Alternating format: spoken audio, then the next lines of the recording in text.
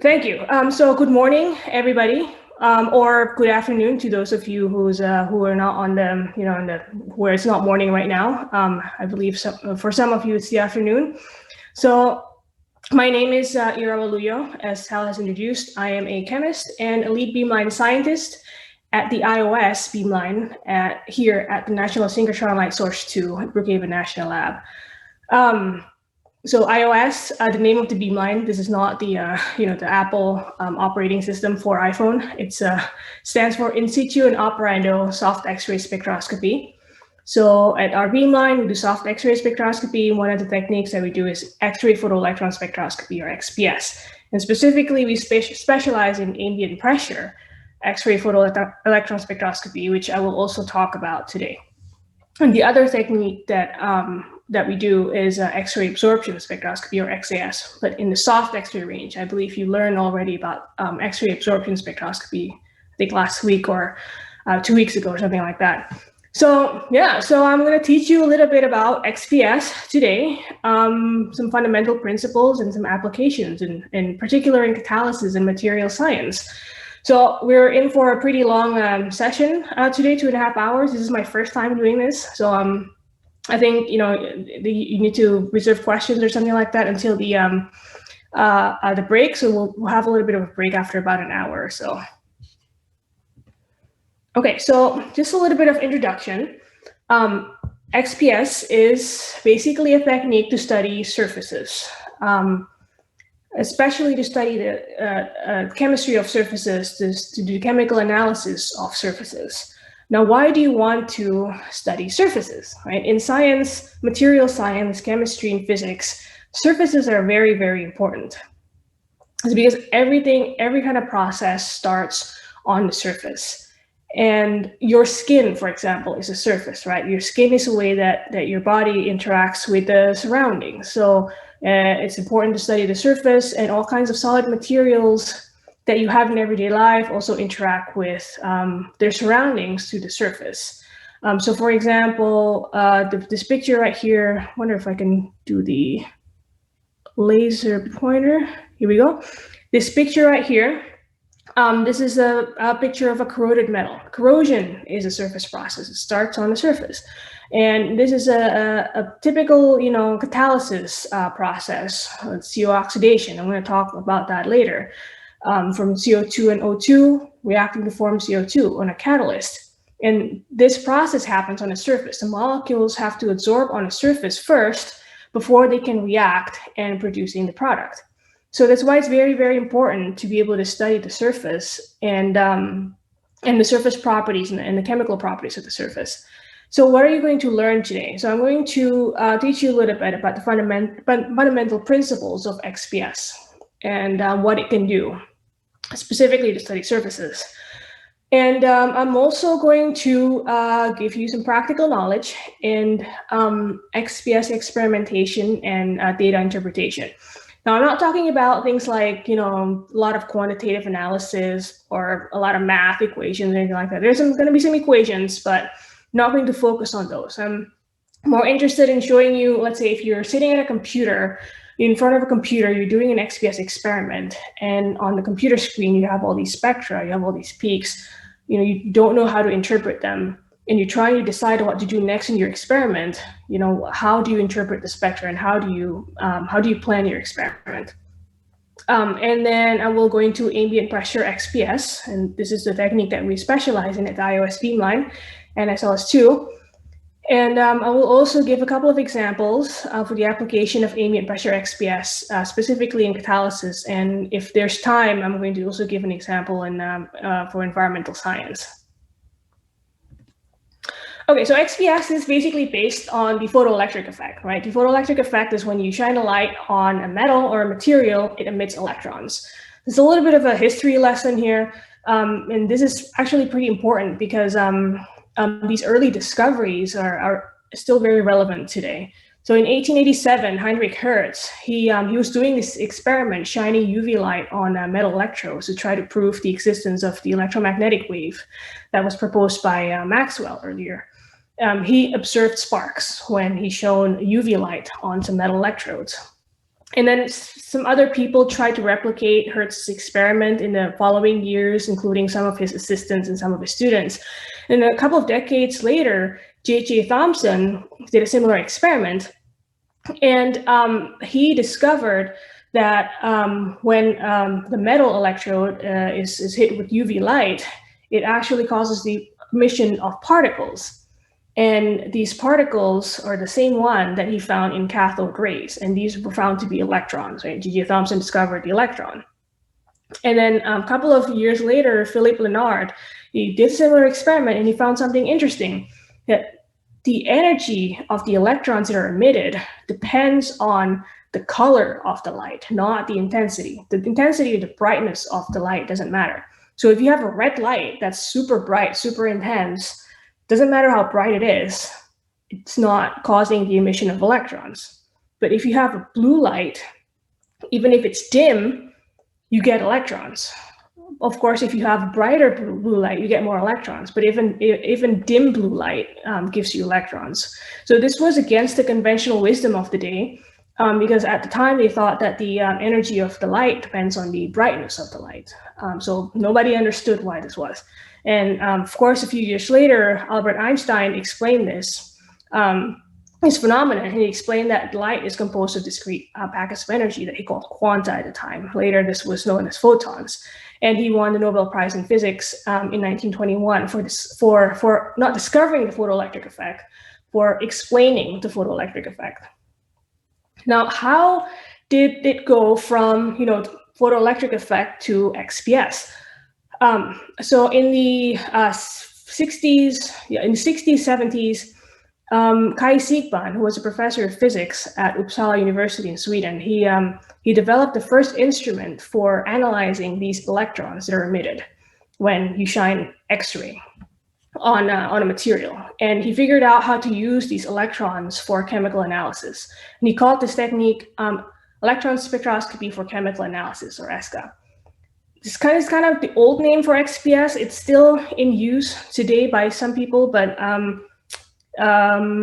usually now it's just called XPS. But it's basically the same as XPS. He was awarded the Nobel Prize in Physics in 1981. It's a picture of Kai Siegban, and this picture here, the one on the this picture here, this is a younger Kai Siegban. As you can see, the hair is darker.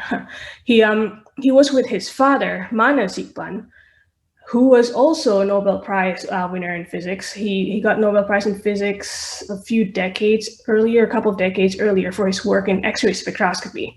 And they were pictured with the first ever electron spectrometer that was built in Uppsala. So you have the father and son X-ray spectroscopy duo here with their first instrument. And what's interesting is that one of Kai Siegban's sons, Hans Siegban, I believe, is also a professor of physics currently at Uppsala University, and he's following in the footsteps of his father and grandfather. He's working in X-ray spectroscopy and XPS specifically, but he hasn't won anything. So, all right. So, basic principle of XPS, as I said before, is the photoelectric effect. You shine a light. In this case, we use X-ray on a material, and it emits electrons. You can also use UV light, for example, then it's called UPS, ultraviolet photoelectron spectroscopy, but we're just talking about XPS now. So use a model of the atom. You have the nucleus here in the middle, and then you have these shells of electrons, right? You have different orbitals of electrons, and you shine an X-ray photon. The X-ray photon kicks out an electron from one particular orbital, one particular shell. So the X-ray photon then ionizes the atom, and the electron that's emitted is called the photoelectron. And if we look at this in greater detail, let's say this is a 1s orbital, the electron that comes out, then we call this the 1s electron, the 1s core level. And the electron that's emitted has a particular kinetic energy. And the kinetic energy of the photoelectron depends on three things. The first one is the energy of the incident X-ray photon, h nu, photon energy. Again, this ties back to Lenard's discovery back in 1902, that he found that the color or the frequency of the light determines the energy of the electron, not the brightness. So you need to have enough photon energy to be able to eject an electron from a particular core level. It also depends on the binding energy of the electron. And the binding energy of the electron is an intrinsic property of that element and of that electron. And then the work function of the sample, it's the energy that it takes to kick out a photon from Fermi level to the vacuum level. Now, the work function of the sample generally varies, but in practice, I'm not going to go into this in too much detail, but in practice, we actually use the work function of the detector, the spectrometer. I'm going to talk about the spectrometer later. And this is because in general, the sample and the spectrometer are share the same Fermi level if they're grounded the same way. Okay, so as I mentioned before, XPS is a surface-sensitive technique. Why is that? This ties to a concept that's inelastic mean free path, or IMFP. And the IMFP is basically how far can an electron go before they lose energy through collisions with other atoms, basically, that through the material that it has to go through. And the IMFP depends on the electron energy, so how fast the electron is going, and the density of the material. In general, though, for the IMFP of electron in solid, we have this graph here that's called the universal curve. So there's a theoretical line here in the dashed line. This gives you sort of like an estimate of the IMFP of electrons for a particular kinetic energy. And the exact IMFP varies for each element, for each metal, the material, but generally there's a trend. So you can use this as sort of like a rough guide. So for typical soft X-ray excitation, which gives you kinetic energy, let's say between 50 eV and 2000 eV, the IMFP is around 5, just a little bit under 5 maybe, to 20 angstrom. And IMFP is denoted as lambda. So the IMFP then goes into the concept of the sampling depth, or it's also called the probing depth. Now, if you have an electron, you have a material with thickness d, let's say, and then you have an electron that's created at that thickness of d, and then this electron has to travel out of the material to be detected, basically, and the initial intensity is I0, and then the final intensity that you detect is I, and it has a takeoff angle of theta, then the intensity that you detect is equal to I0 times e to the minus d, the thickness or the depth of the electron, divided by lambda cosine theta. If you assume a normal takeoff angle, so the electron goes straight out here, normal to the surface, then theta is 0, and cosine theta is going to be 1. So you can just ignore this term. And if you assume that the depth is 3 times lambda, so 3 times the inelastic mean free path, the intensity that you get is 5% of the initial intensity. So this means that if an electron comes from a depth that is 3 lambda or deeper in the material, you only have a 5% intensity that you would expect to see. And what this means is that 95% of electrons would then come from shallower depth than 3 lambda. So this 3 lambda concept is something that we use to estimate the probing depth of XPS based on the IMFP, the inelastic mean free path of electron at that particular kinetic energy. This is always going to be a rough estimate. This is just nothing is exact. You can get the exact depth through various quantitative calculations, but if you just want to estimate how deep or how thick your sample is and how deep the electrons are coming from, then you can use 3 lambda. So if you go back here, and the typical lambda is 5 to 20 angstrom for soft X-rays, then this gives us a typical sampling depth of around, let's say, 1.5. So we can round that to 1 to 5 nanometers. Let's say 1 to 6 nanometers or something like that. So photons. So to get the electron, you have to shine photons on the sample, right, on the material. The photons generally have greater penetration depth than electrons. For soft X-ray photons, which have energy of less than 2000 eV, the penetration depth of photons can be hundreds of nanometer, maybe 200, 300, 500, depending on the exact energy. And through that depth of hundreds of nanometers, you create electrons everywhere. But the only electrons that can escape are from the top 1 to 5 nanometers. There's only a very, very small fraction, basically, you know, like a lot less than 1 to 5% of the electrons that you're getting out of the excitation from the X-ray photon can get out. Most of the electrons get lost. So the electrons that are created deeper in the sample, they just collide with the atoms of that sample, and they just can't get out. So this is why XPS is a surface-sensitive technique. All right, so some basic instrumentation.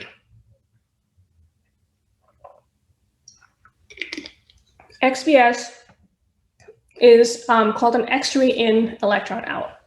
You put an X-ray to your sample emits electrons.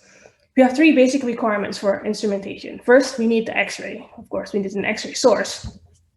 And then electrons come out. Then we need to be able to detect the electrons.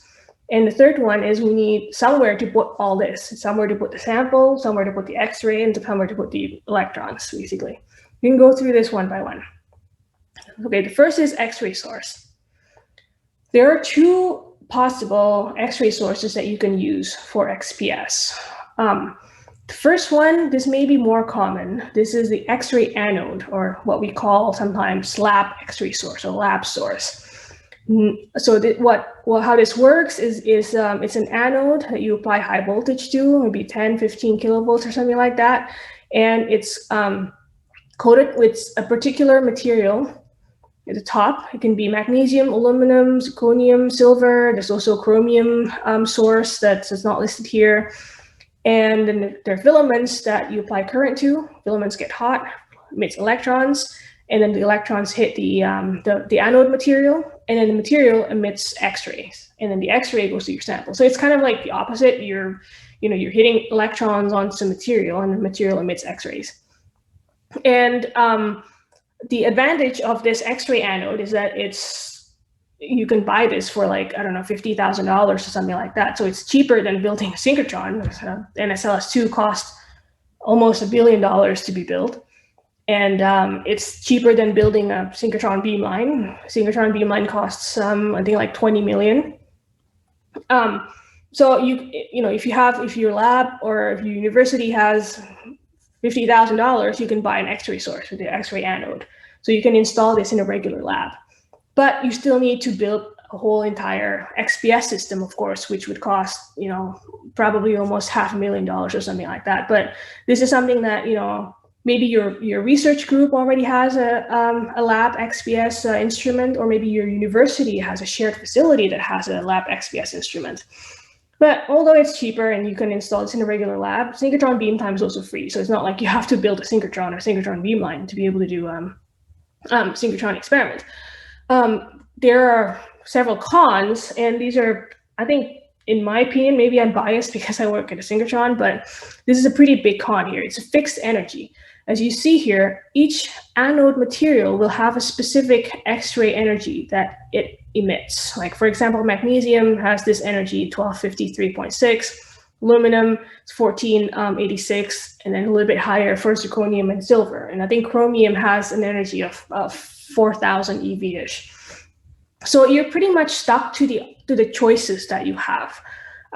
Depending on the material that you have in your anode. You can have a dual anode, like in this case, magnesium and aluminum, and you can switch between the two, but you're stuck with the choice of these two. Even if you have all of the anodes, you can't choose anything like 1000 EV or 900 EV or something like that. So that's a pretty big con. And the other cons are lower flux and poorer resolution. The other X-ray source, of course, is a big one, synchrotron. It's a picture of NSLS2.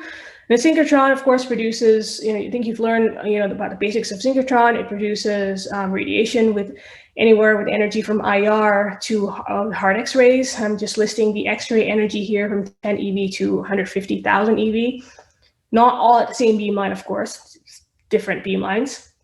But for soft XPS, we generally use 1,000 to 2,000 eV. And you can also do hard X-ray photoelectron spectroscopy or HAXPS.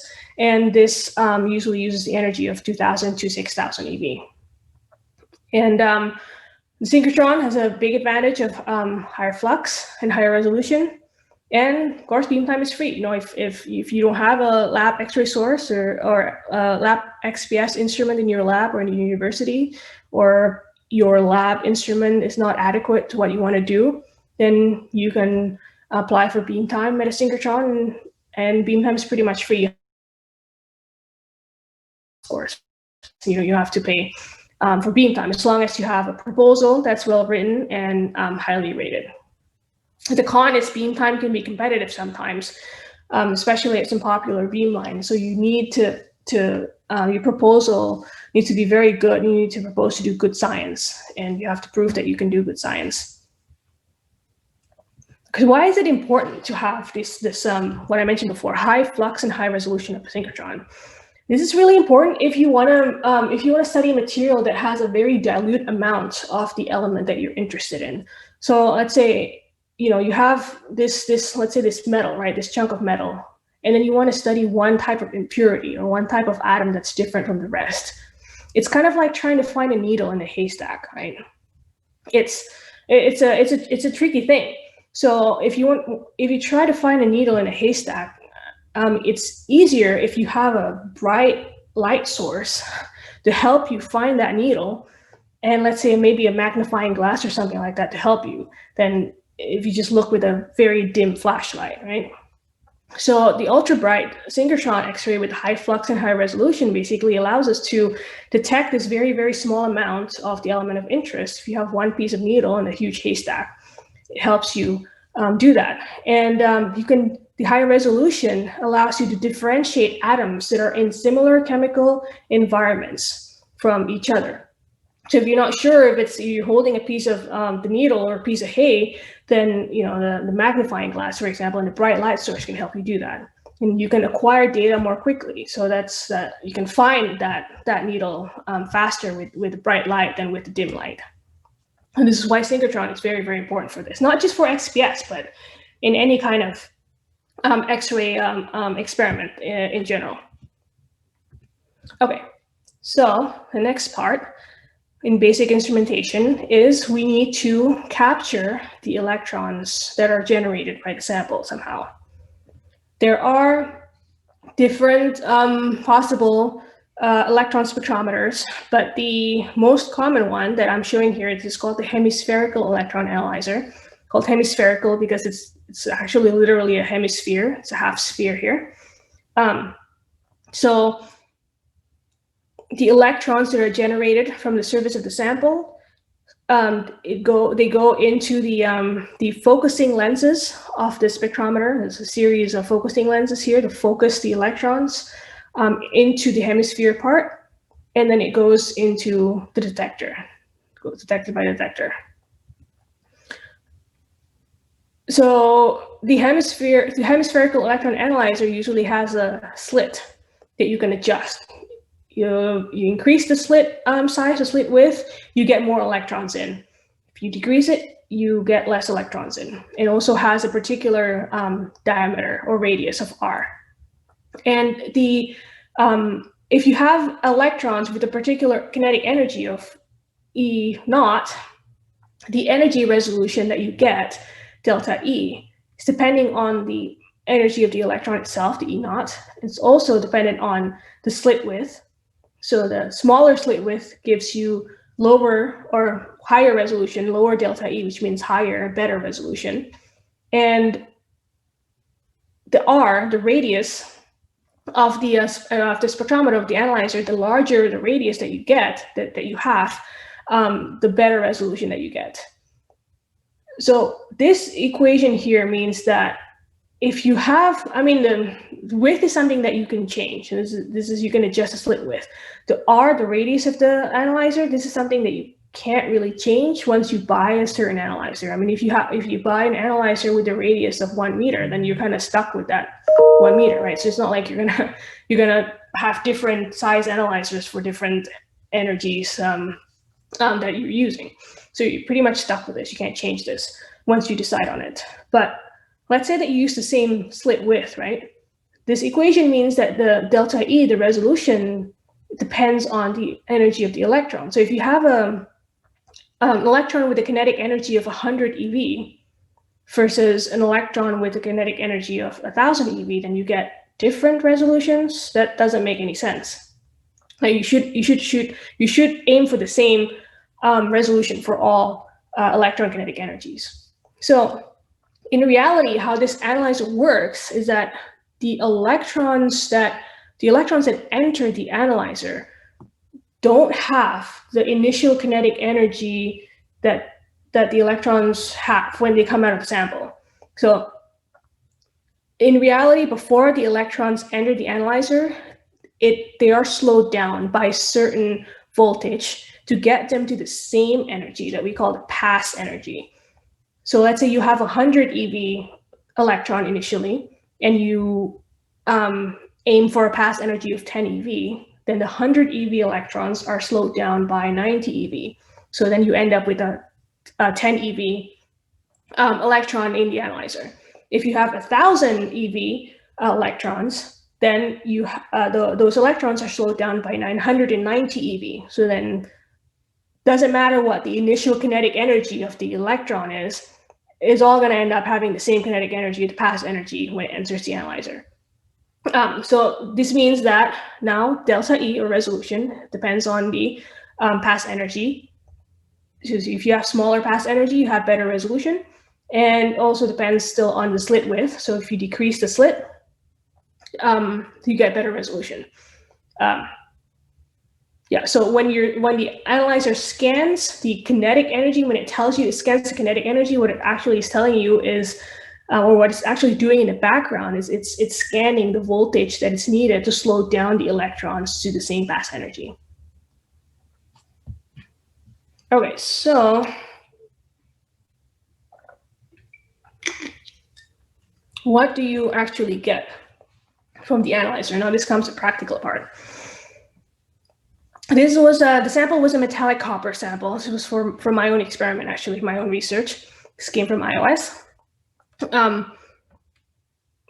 We used a photon energy of 710 eV. And this is what we call a survey spectrum. So we scan as wide of energy range as possible to find out what's going on with the sample, what's on it. So this is in kinetic energy scale from 0 to 710. This is what the analyzer, what detector gives you. First, it's just background, just a little peak here, but mainly background, and then you see 1 blip, 2, 3. So you see 3 peaks, right? So these are the kinetic energies of the electrons that you get. And then we increase the photon energy by 400 eV to 1110 eV. Now you see something completely different. It's a wider scan range because now we have a higher energy, higher photon energy. You have 2 peaks here and a whole bunch of mess peak here. And then you see the 3 familiar peaks that you saw with the lower photon energy. Now, this peak is now shifted out here. This one is now this one, and this guy is now here. So as mentioned before, the energy, the kinetic energy of the electron depends on the energy of the X-ray photon. So if you increase the photon energy by 400 eV, then the kinetic energy also increases by 400 eV, as we can see here. And now we plot this in binding energy scale. Typically, XPS, XPS should be plotted in binding energy scale anyway. So in kinetic energy scale, we plot this from low to high kinetic energy, from left to right. For binding energy, we typically plot this from high to low. It's because the binding energy is measured with respect to the Fermi level. Now, You still see all these peaks here for the higher photon energy, but then at the lower binding energy side here, these 3 peaks that you saw with the 710 eV, they're all lined up perfectly with the same peaks that you see with 1110 eV, right? And we can identify these peaks as coming from the copper 3s electron, copper 3p, and the valence band. These peaks, these 2 peaks here, this is from the copper 2p shell, 2p orbital. You don't see this with the lower photon energy because, since you can see, the binding energy is around 900, 930, 950 eV. So 710 eV photon energy is just not high enough to excite these electrons. You need to have higher photon energy to be able to see this. So that makes sense. But what about these guys? These 3 sets of peaks, they're kind of, messy looking. They're not sharp peaks like these guys. They're it's a very complicated looking set of peaks. You see that these are at binding energies between, let's say, 200 and 400 eV, right? So shouldn't you be able to see them with 710 eV? I mean, it looks like the binding energy is low enough, so you should get them with 710 eV, right? Not really. So these are something completely different. These are not core level or photoelectron peaks. These are Auger peaks from Auger electrons. This is copper Auger. Now, what are Auger electrons? Auger, it's pronounced in this French way because it's named after Pierre Auger, who was a French scientist who discovered the existence of Auger electrons. Don't remember, I don't know when, but yeah, this Pierre Auger was the guy who it was named after. But in reality, the first person who observed Auger electrons was a woman, Lise Meitner. And I think she discovered it before Pierre Auger, but of course they named it after the guy who discovered it later. So it's reality, right? Okay, so Auger electrons is a different process from photoelectron. So you have the schematic again, right? You have the X-ray photon kicks out an electron, photoelectron from, let's say, from the 1s orbital. It can also be from the 2s, can be also from 2p. But for an example, let's use 1s.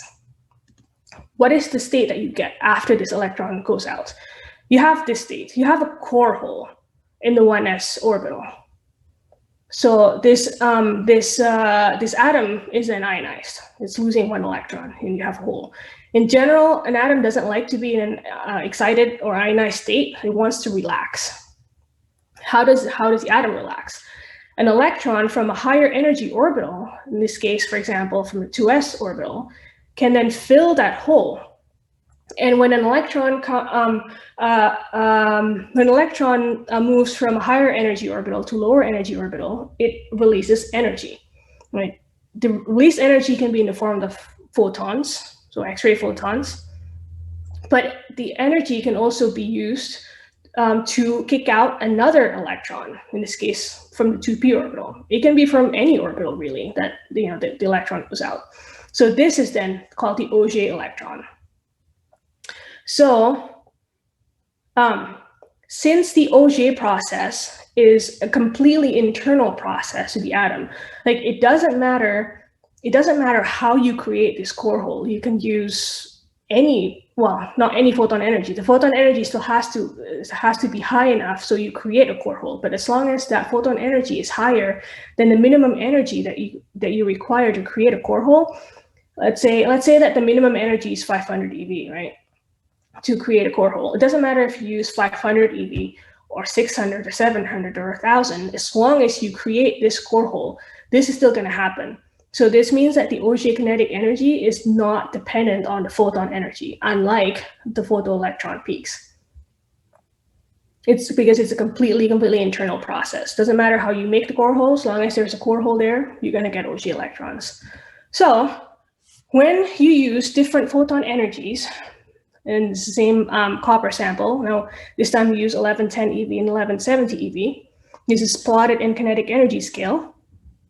The photoelectron peaks, or what we also call the core level peaks, and this is this one, that's dependent on the photon energy. These peaks are shifted when you change photon energy. So you have different kinetic energy, right? But the Auger peaks don't change. You have the same kinetic energy. Because again, the Auger is not photon energy dependent. Photon energy dependent. Now the LMM annotation here, L is basically the orbital where the core hole is. M is the orbital where the electron comes from that fills the core hole, and M is the orbital where the electron, the Auger electron, is kicked out from. So in this example, this would be called the KLL Auger, or you can also be more specific, like KL1, L23. So you'll see that a lot if you, for example, read the literature. So if you're trying to identify Auger peaks, you change the photon energy. And now this is plotted in binding energy scale. In binding energy scale, remember, binding energy is the intrinsic property of that element of the electron. So the binding energy is constant. All these peaks, the copper 2p, copper 3s, copper 3p, they're all the same binding energy. But the Auger peaks look like they're shifted in binding energy. But we don't talk about Auger in terms of binding energy. They're usually discussed in terms of kinetic energy, because the binding energy can be completely arbitrary depending on the photon energy that you choose. So it looks like the binding energy is shifted, but the XPS peaks are at the same location. So if you're not sure, if you can't identify peaks, you're doing an experiment, you have some mystery peaks that you can't identify, change the photon energy to see if it's shifted. And if it's shifted and you plot it in kinetic energy scale and it's at the same kinetic energy, then it's the Auger peak. And this is something that's very easy to do with a synchrotron. As I mentioned before, a synchrotron, the energy is tunable. You can choose between 1110 EV and 1170 EV, or I can also choose 1150 EV if I want, or whatever energy that I want, right? That's easy to do. If you have a lab source, XPS, then you can't really do that. You're stuck with the energy that you have. Okay, so now these two peaks that I call copper 2p, these both belong to copper 2p. Why are there two peaks of copper 2p? There's something that's called spin orbit splitting. For P, D, and F peaks, there are always two peaks. They're observed. So if we zoom in this region, copper 2p, we see these two peaks, one and this one, both belonging to copper 2p. And this copper 3p, if we zoom this in and we take a detailed scan, you also see two peaks. They're closer to each other than the copper 2p, but still there are two peaks. In some cases, for like say aluminum 2p or something like that, the energy separation is so small that it doesn't look like there's two peaks unless you have ultra high resolution XPS. Another example here is from the D orbital, this palladium 3D. You also see two peaks. And this is gold 4F, also two peaks. So let's take a look at this notation, copper 2p 1/2. This 2p 1/2. 2 is the principal quantum number. So 1, 2, 3, this is a K, L, M, shell, etc. P here, in this case, this is the L, or orbital angular momentum quantum number. And we denote this with the alphabetical notation. So if you have L of 0, it's an S. L of 1 is P, 2 is D, 3 is F, and so on. It's just F. And then the subscript 1/2, in this case, this is J, or total angular momentum quantum number. And J is L plus S. So you have the L here. What is S? S is spin quantum number, which has two possible numbers, -1/2 or +1/2. And this is because each orbital can hold two electrons, right? Spin up and spin down. If you kick out one electron from this orbital, and then you have a 50-50 chance of kicking out, the spin up or the spin down electron, and then you end up either with a spin up that has an S value of +1/2, or you can have a spin down electron which has an S value of -1/2. If you combine S and L, to get J, and you have these possible combinations. For L equals 0, there's no splitting, it's just 1/2, so it's just 1. If you have P, L of 1, the J can be either 1/2 or 3/2. You have D, the J can either be 3/2 to 5/2, or F is 5/2 and 7/2. So that's why you have the splitting. You have two possible, two combinations two possible combinations of J. So if we go back to the spectra, then you see, like I said before, 1/2 and 3/2 for P. This 1/1/2 and 3/2, 1/2 and 3/2 here, 3/2 and 5/2 here, 5/2 and 7/2 here. And the spin orbit splitting is actually it is an intrinsic property of that orbital, and it's very, very helpful for us in identifying peaks. So copper 2p, for example, always have these 2 peaks, always. If you see only one peak here at 932 eV and you expect to see copper in your sample, but you don't see the little guy, something is wrong. It's either not copper or I don't know, something is seriously wrong. So you always have to see 2 peaks. I mean, it can be weaker, for example, if you only have a tiny amount of copper, but if you scan long enough, you should be able to see 2 peaks. And the separation, the energy splitting, let's say it's about 20 eV here. The energy splitting is always going to be the same for that copper 2p regardless of your sample. So if you have a pure copper sample or a copper oxide, or I don't know, like a copper nickel alloy or copper something else, basically, if you expect to see copper 2p, you will always see 2 peaks exactly at the same separation, not exactly at the same binding energy. The binding energy can shift, which I will talk about later, but the separation will be the same. So this will help you identify peaks, because then if you see 2 peaks around this with the same at this splitting, then it's likely to be copper. And as you can see also, the peak area ratio for the P, D, and F spectra are different, right? And this is because the peak area ratio is determined by the degeneracy to J plus 1. This is 1, by the way, not L. It looks like L is 1. So for P, if you have J of 3/2 and 1/2, you plug it in here, you get 2 to 1. For D is 3 to 2, F is 4 to 3. So for P, you see, this is 2 to 1. It doesn't look like it's 2 to 1. I'm not talking about the height of the peak, but the peak area. So if you integrate this peak and compare it with this peak, you get 2 to 1. Same one here, this is 2 to 1. And for D is 3 here, 2 here. And for F, this is 4 to 3. Now, this peak area ratio is also going to always be the same. So then, you can, when you're experienced enough with XPS, you can, even if you don't know what's in the sample, you can identify, what kind of peak it is just by looking at it. Like, I see 2 peaks that are sort of like have this intensity ratio, and I'd say, okay, that's got to be an F peak somewhere. If I see 2 peaks with this intensity ratio, I'll say, okay, I know immediately that's a P orbital. So very helpful stuff. And then the next concept is photoionization cross-section. Photoionization cross-section is the probability of a photon ionizing the atom and then causing the emission of an electron. The higher cross-section, the more electrons that you get, and the more intense your peak will be. The cross-section varies for different elements. These are 2 examples for carbon and oxygen.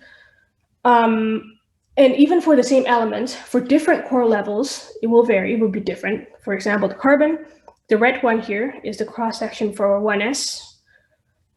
Blue one is 2s, and green is 2p. So as you can see, they're all carbon, different core levels. You have different cross-section. The cross-sections are in the y-axis, and the x-axis is photon energy. And again, even for the same core level of the same element, the cross-section will be different for different photon energies. For example, for carbon 1s, the cross-section at, let's say 300, let's say EV photon energy is around 1. If you have a photon energy of 1400, it's 1 order of magnitude lower. It's actually a lot lower. It's like less than 0.1, right? It's like maybe 0.05 or something like that. So in this case, then if you want to tune the energy to optimize the cross-section, remember, higher cross-section means higher intensity. If you want to have the best cross-section for carbon, you have to use a lower photon energy of 300 or something like that, 300, 400 eV. And you can do that at a synchrotron easily. You can change to 300 or 400 eV to optimize the cross-section for carbon. If you have a lab X-ray source, you can't do that. And the lab X-ray sources are basically, you're stuck in this region between 1200 and 1400. So you get a lot lower cross-section than with a synchrotron. The cross-section tells you how intense the peaks are. So if you go back to copper, the blue one is with 1110 eV, and the black one with 710 eV. And we look at the photoionization cross-section for copper. The red one here is for copper 2p, the green one is for 3p, and the blue one is for 3s. And we just look at the 1110 eV. The core level with the most intense cross-section is the 2p, right? So you should be expecting to get the highest intensity of the 2p level than the other ones, which is exactly what you see. This is why the 2p level is, the 2p peaks are more intense than the 3s and the 3p peaks. And then the second most intense should be the 3p, which you do see that is the second most intense. And then 3s is less intense, see here. And if you compare the same core level at the different photon energies, so let's say you compare the 3p intensity at 710 eV and 1110 eV, you should expect the 710 eV to have higher cross-section than 1110 eV. So it should be more intense for, the peak should be higher for 710 eV than for 1110 eV, which we do see here, 710 eV. The 3p peak is a little bit higher than the one for 3p, than for 1110 eV. Okay, so so then you can judge the quality of your spectrum by looking at the cross section. You can, let's say you want to get the best cross section for 2p, then use particular photon energy, and you can also choose to look at the 2p, for example, compared to the 3p, because it simply has the highest cross section. So it can tell you which core level, which peak to focus on, that gives you the best intensity. Okay, so those are the basic principles. Now, what information can you get with XPS? For basic information, this is for surface chemical analysis. I mean, physicists use XPS for other things. Like there are other types of XPS, like angle resolved XPS. You can get a lot of other information that I'm not concerned about here. I'm talking about XPS for surface chemical analysis. For basic information, the elemental specificity, which tells you what elements you have in the sample. Chemical sensitivity tells you what the chemical environment is for each element in your sample. Depth profiling tells you where exactly the elements are in the sample. And quantitative analysis tells you how much there is of that element in your sample. Let's go through this one by one. Elemental specificity first. Now, you see this periodic table, all these different elements.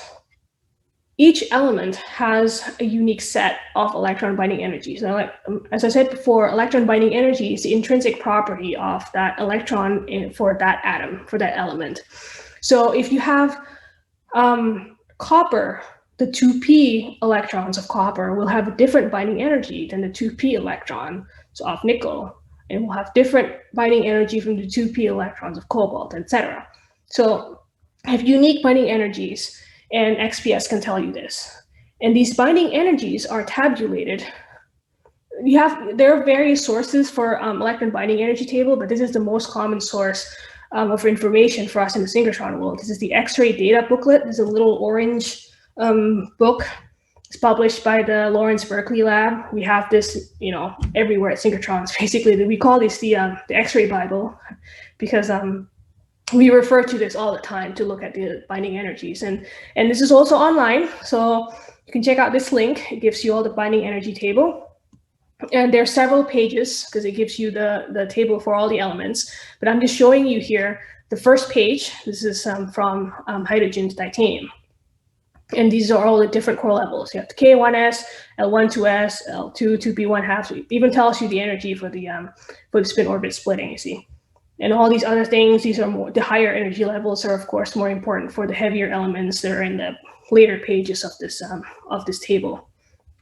But yeah, so you have these binding energies that, you know, if you have a material or you have a spectrum there, then you see some peaks at some binding energy, you don't know where it's coming from. You can look in this table. Let's say you have a peak at 284.2. You look into the table and you're like, oh, that's got to be carbon, right?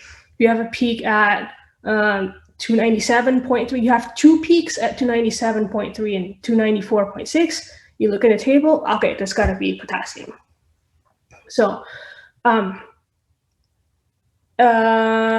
yes. Oh yeah, this is these are the electron binding energies for the elements in their natural forms. So this is going to be more important later on.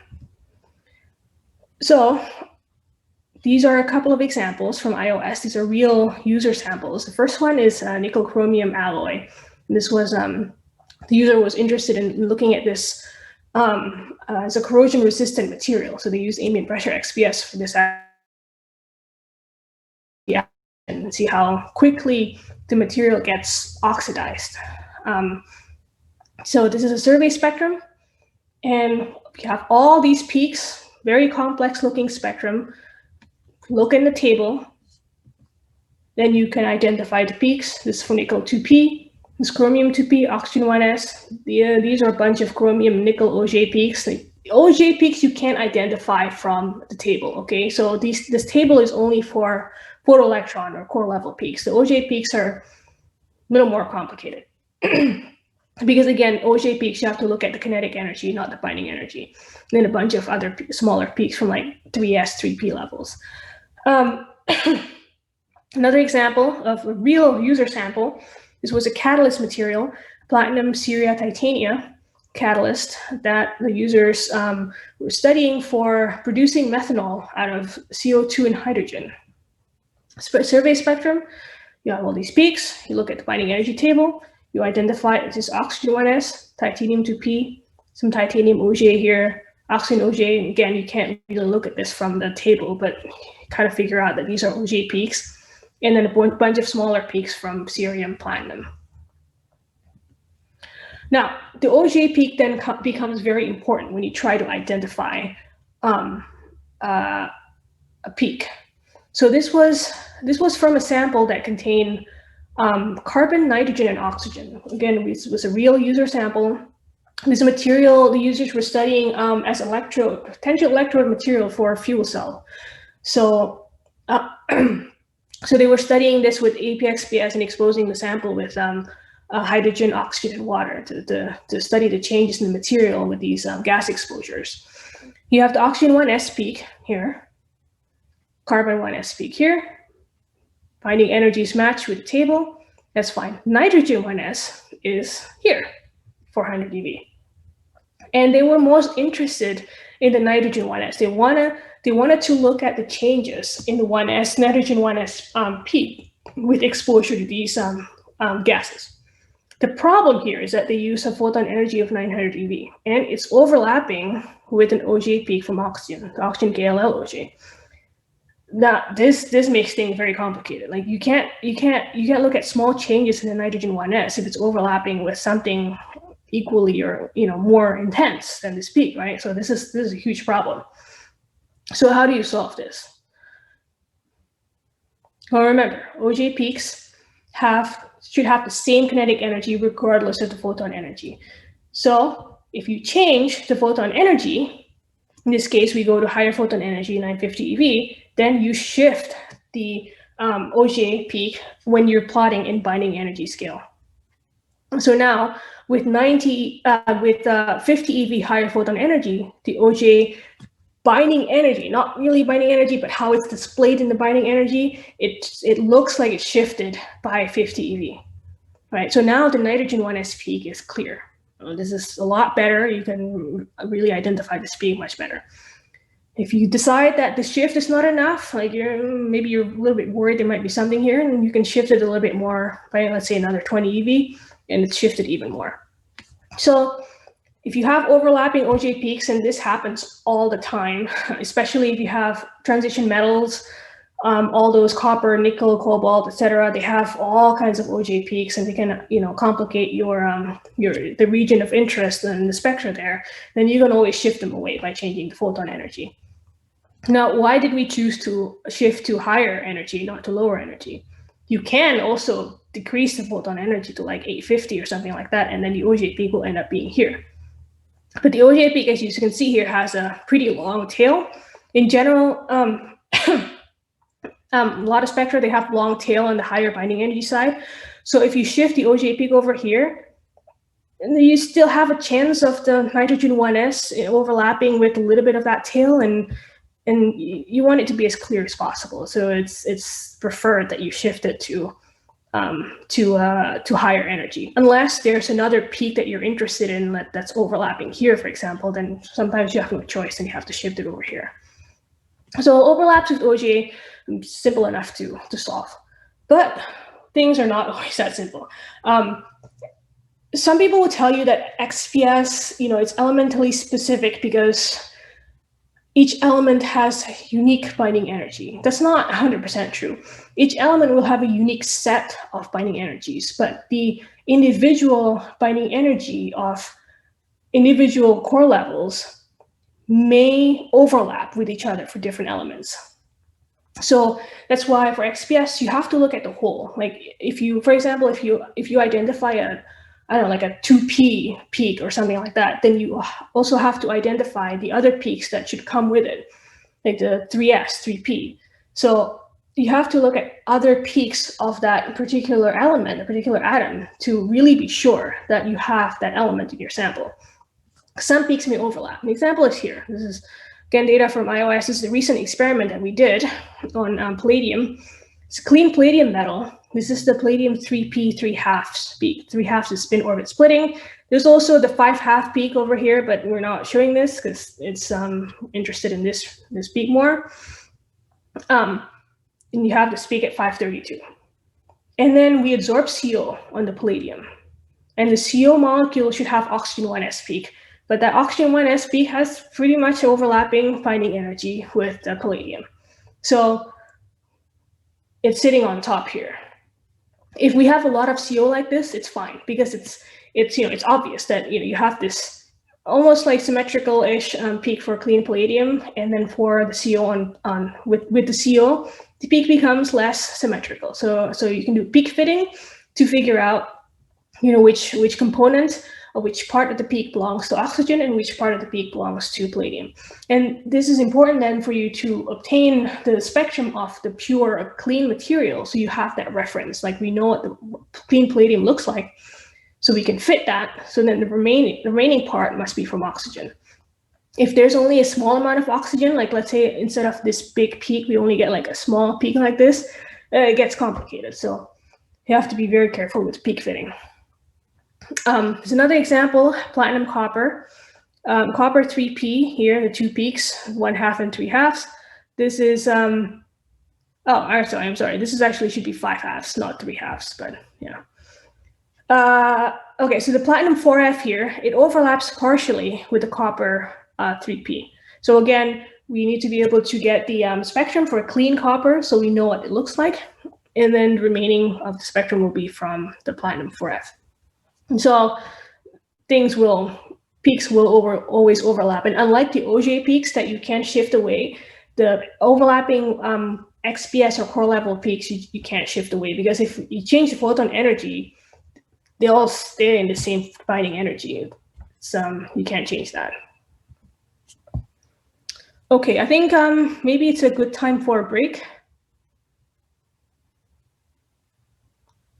Sal, are you on the line? Yeah, so we could take a 10-minute break. If you guys have any questions, type them in the Q&A and we'll answer them after the break. And we'll come back at 10:11 New York time.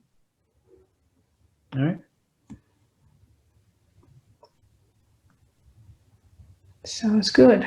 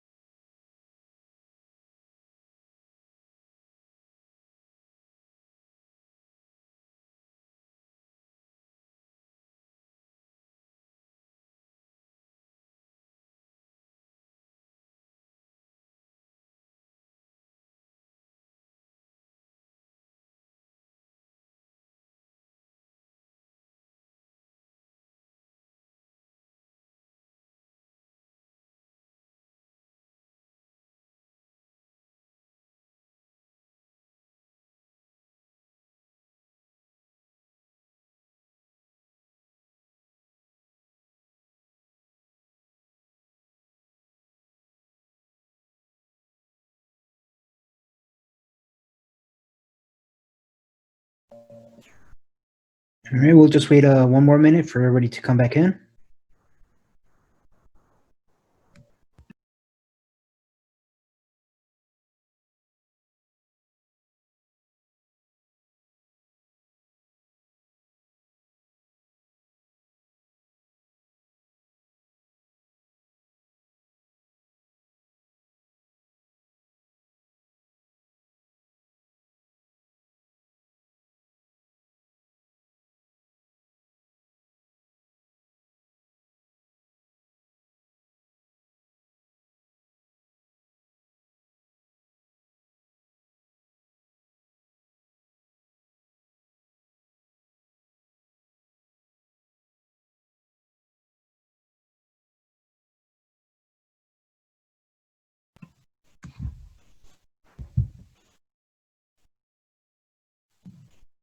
All right, so we do have a couple of questions in the Q&A.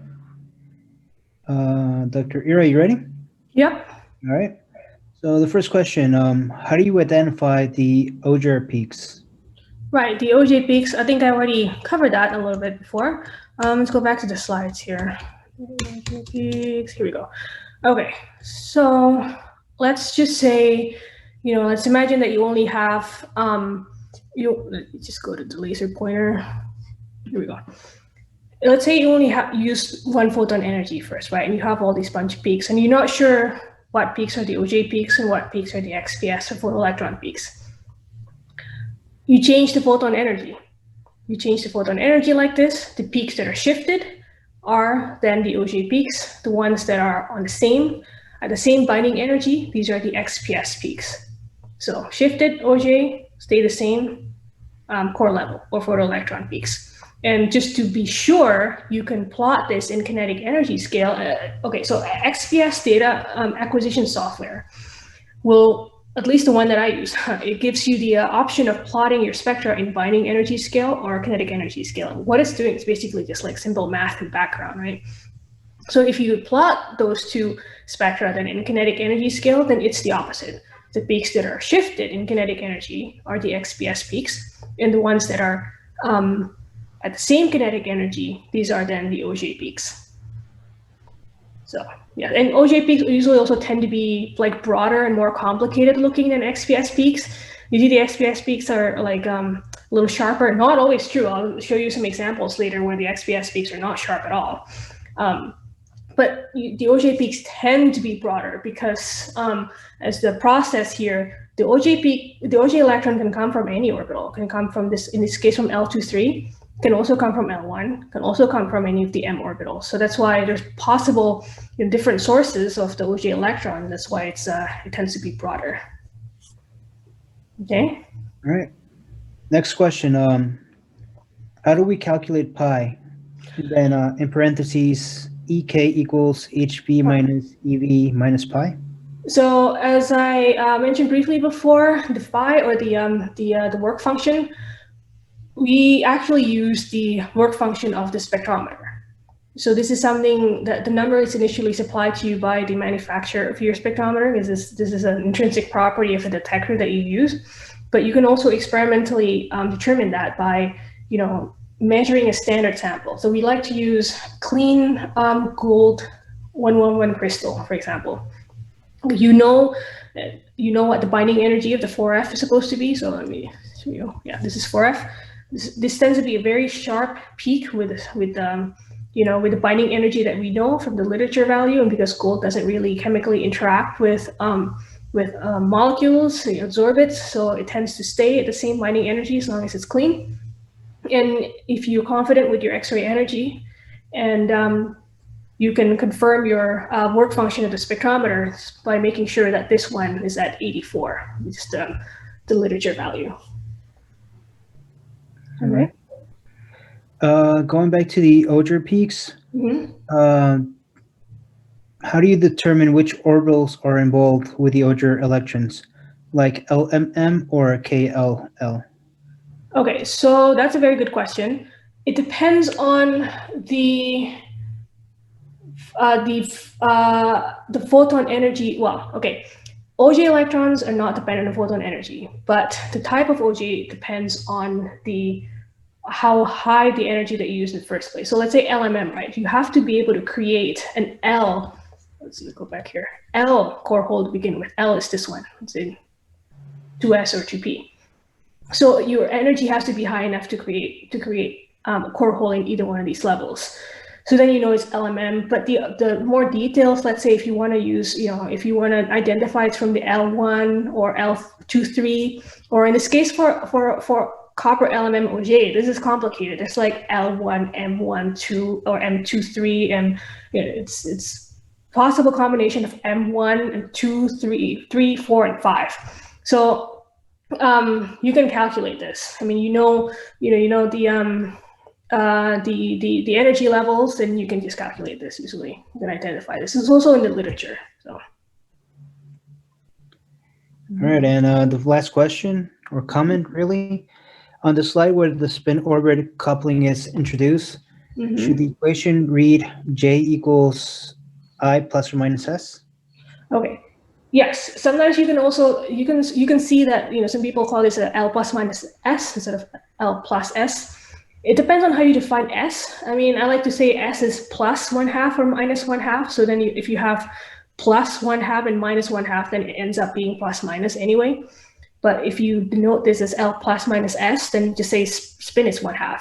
So it can be either positive or negative. So either you include the negative and the positive here in the spin value, or here, it doesn't matter. It's the same. All right, and that was it. Okay, great. So I hope it's clear enough so far. So now continuing on. Now, okay, so the second information that you get from XPS is the chemical sensitivity, the chemical environment, right? So let's go back to this binding energy table, because we like to look at this a lot. Let's look at carbon. The carbon in the table says the 1s binding energy is 284.2 eV. It doesn't mean that every time you expect to see carbon in your sample that you will see a peak at a binding energy of exactly 284.2 eV. Remember, this is elements in their natural form. So if you have like graphite or something, for example, then maybe you expect to see a peak at 284.2 eV. Then again, it's not always going to be exactly 284.2, it might be 284.4, depending on how good your energy calibration is. But if you have carbon in other forms, carbon in other chemical environments, then the binding energy could be up to 10 eV different from this. So this is a classic example. Kai Siegmann himself published this, back in the 70s. This is it's a really cute molecule because it really shows you how XPS is very sensitive to the chemical environment. This is a ethyl trifluoroacetate. It's carbon 1s XPS. This is plotted not in binding energy. I mean, kind of binding energy, but it's chemical shift. So how much it is shifted from the literature value of 284.2 eV. So this molecule has 4 carbon atoms, and each one of them has different chemical environments. And each carbon atom gives you a specific peak in the spectrum. So we start from the red one here, the one on the right. This carbon has one bond with another carbon atom, and then 3 hydrogen atoms. This one is 2 hydrogen bonds, 1 carbon atom, and 1 oxygen. This guy, the green one, has got bonds with 2 oxygen atoms and 1 carbon. And this last one has chemical bonds with 3 fluorine atoms. So what's different from all of these carbon atoms? The electronegativity of the atoms that this is bonded to is different. So this carbon atom only has hydrogen and hydrogen and carbon. So it's not very electronegative environment at all. This carbon it forms a chemical bond with an electronegative atom. 1 electronegative atom is oxygen. This one has chemical bonds with 2 electronegative atoms, 2 oxygens, and this one has bonds with 3 very electronegative atoms. Fluorine is the most electronegative atom in the periodic table. So then the more electronegative the chemical bonding is, the environment is, the more shifted it is to higher binding energy. It can be up to 8 eV for the most electronegative environment here. So so this makes XPS, it is a very powerful tool for this kind of chemical analysis. You can always tell the chemical environment of the atom that you're looking at, but by looking at the energy shift, because the binding energy is affected by the chemical environment. In this case, bonding to a more electronegative atom. Remember, electronegative atom is electron withdrawing, right? So if you have a carbon that's bonded to 3 electronegative atoms, 3 fluorine atoms, the fluorine atoms withdraw electron density from the carbon. So the carbon has partial positive charge. A partial positive charge in an atom means that the electrons are going to be bound more tightly to the nucleus. So this causes a shift to higher binding energy. Okay, so there's a couple more examples for peak shift because of oxidation state. Remember, oxidation state, when you oxidize an atom, you are removing an electron. It has positive charge. Again, with a positive charge, the remaining electrons are going to be bound more tightly, which means higher binding energy. And the example here, this is a various silicon fluoride compounds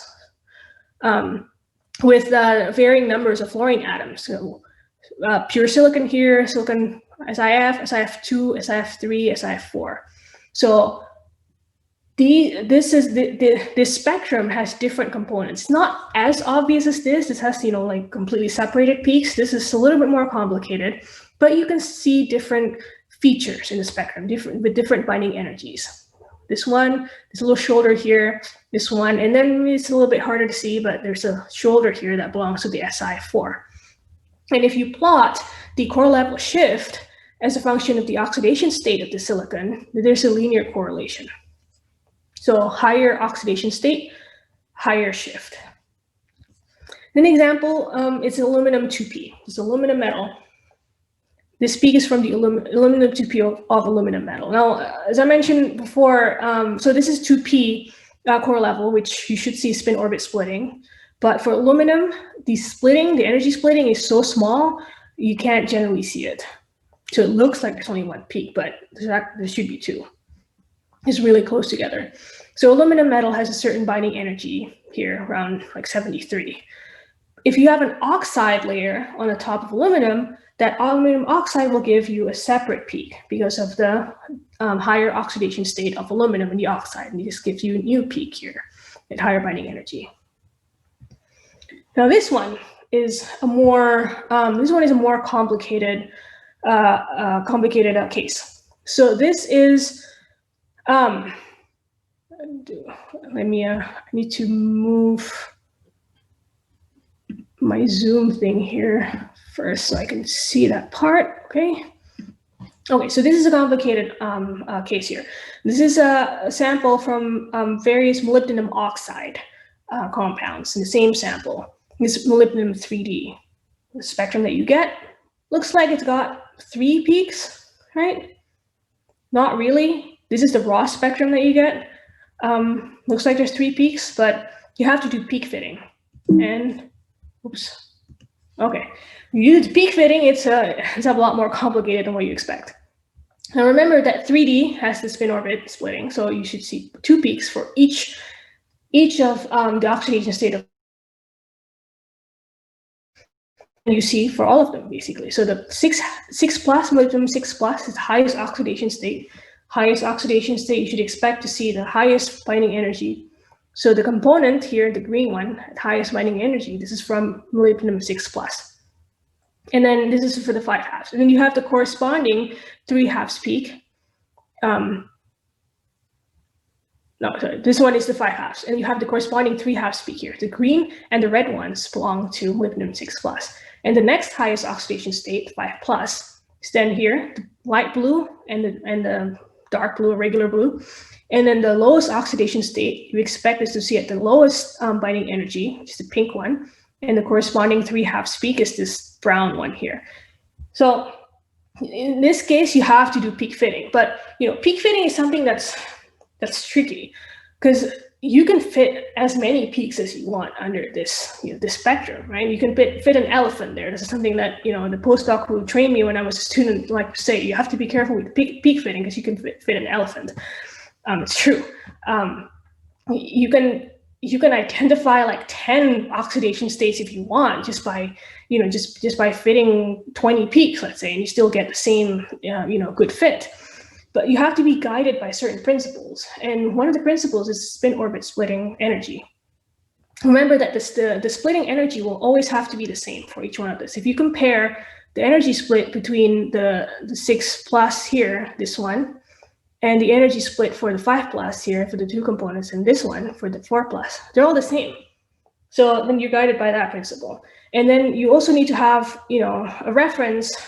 It's always good to have a reference. Like if you expect to see a mixture of oxidation states, then it's good if you have a reference from a pure sample with one oxidation state, so you know what it looks like. So, if you have the spectrum for just the molybdenum 4+, just molybdenum 5+, and just molybdenum 6+, then you know where those peaks should be to fit here. So you have a good physical basis for your fit instead of just trying to fit as many peaks as possible. So there's something to watch out for. So as I mentioned up here, in general, higher oxidation state causes a shift to higher binding energy. Alkali metals are a little weird. They behave the opposite way. So this is a spectra for potassium 2p. I measured this at the old light source at NSLS back in 2014, before the old NSLS closed down. This was a potassium deposited on copper surface, and the potassium at first formed a +1 oxidation state because it formed a bond with carbonate on the surface. When we reduced the sample, potassium got reduced, but it actually shifts to higher binding energy. So in this case, the more oxidized potassium has a higher binding energy than the reduced metallic potassium. So alkali metals tend to behave like this. There's not a lot of literature study, surprisingly, explaining this, but it is well reported in the literature. But my suspicion is that it has something to do with the fact that if you ionize potassium, you actually get a noble gas configuration. So it's more stable than it would go to a lower binding energy. Okay, so the next information that you can get from XPS is depth profiling. What are the elements in the sample? Now, I mentioned before with the sampling depth of XPS that you get a sampling depth of anywhere between, say, 1 nanometers to 5 or 6 nanometers with soft X-ray, right? You can tune that sampling depth within that range. So it's not like you get one depth and that's it. So if you have layers, different layers of sample, let's say the first top 1, or 2 nanometers is an oxide, and then 2 to 5 nanometers is a different oxide, and then below that there's a metal or something like that, then you can tune the probing depth. So you can only look at the top 1 nanometer, or you can look at the slightly deeper ones, like 2 to 3 nanometers. So you can look at, let's say, 4 to 6 nanometers. And this is called depth profiling. So you can do depth profiling non-destructively in XPS in 2 ways. The first one is change the photon energy. Remember, you increase the photon energy, you get higher kinetic energy. And higher kinetic energy means you have higher inelastic mean free path. So that we call that so you have deeper sampling depth. We can call that bulk sensitive. In the XPS world, or in the electron spectroscopy world, when we call bulk sensitive, it's not the same as real bulk. For us, bulk sensitive is 4 to 5 nanometers or something like that. That's bulk. For hard X-ray world, bulk sensitive means tens of micron, so it's a completely different length scale. But when I say bulk sensitive, I mean like 4 to 5 nanometers.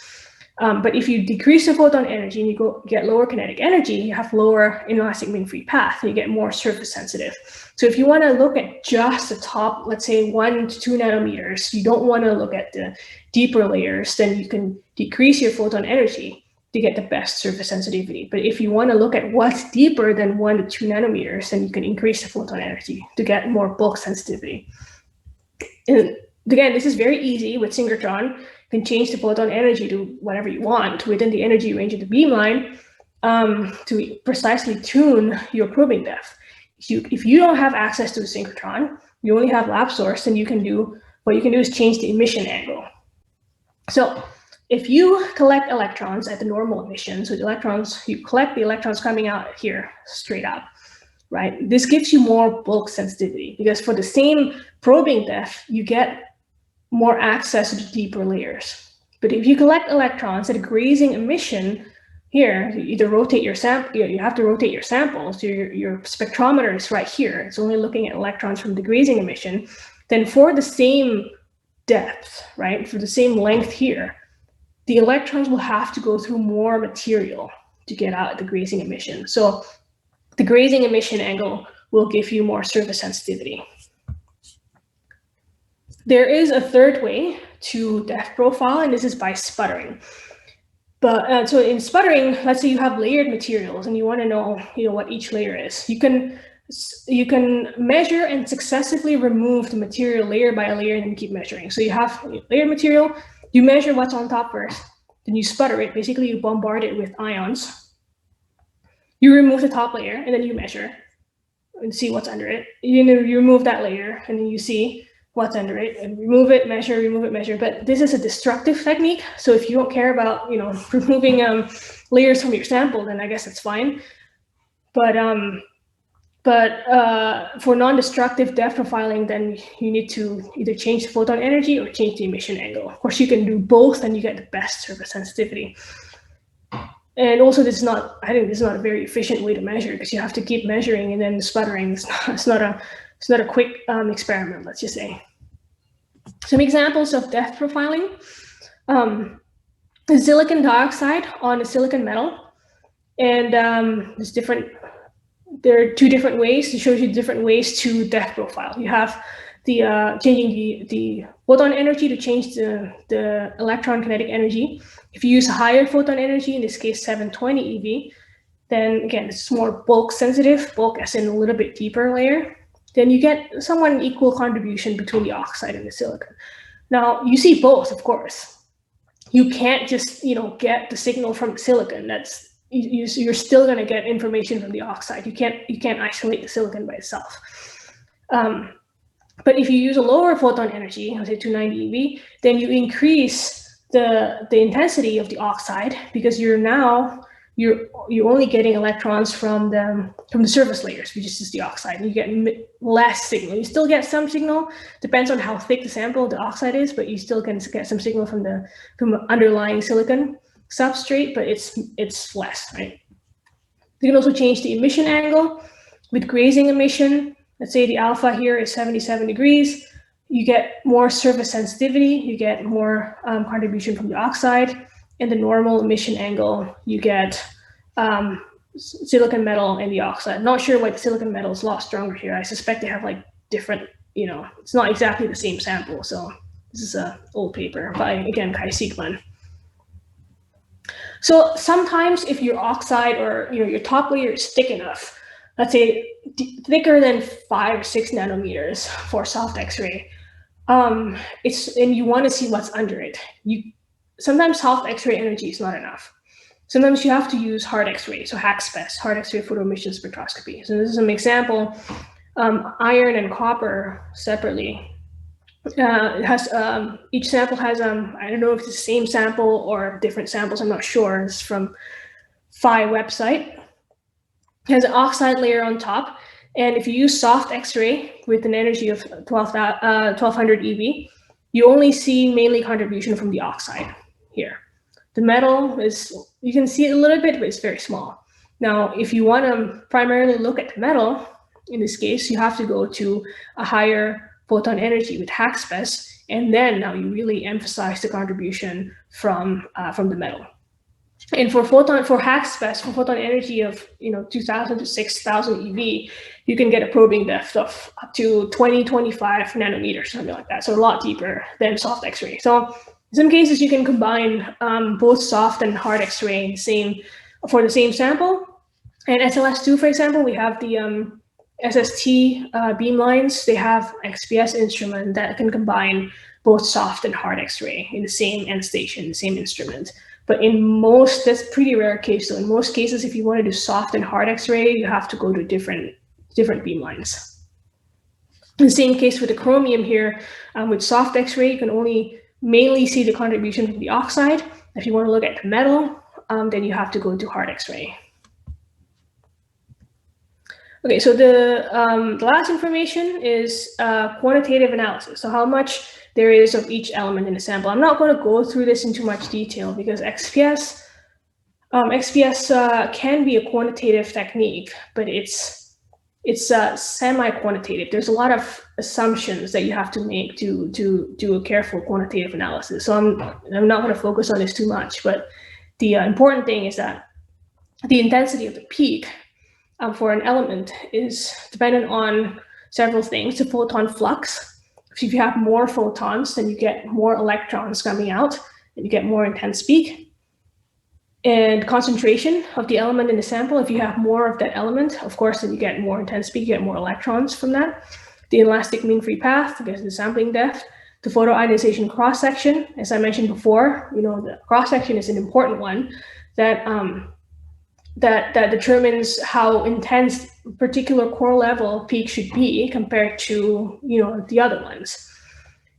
And again, for different elements, it's going to be different. So then you have to be careful in comparing the intensity of two elements that have wildly different cross sections. Just because, let's say, you have two peaks from, I don't know, platinum and copper that are 1-to-1 in intensity, doesn't mean that there's 1-to-1 ratio of the concentration of the elements. You have to look at the cross sections. And then K is some kind of vague, general instrumentation factor that generally you ignore that because if you use the same instrument for all of your experiment, then it's pretty much the same, so you don't have to worry about this. Okay.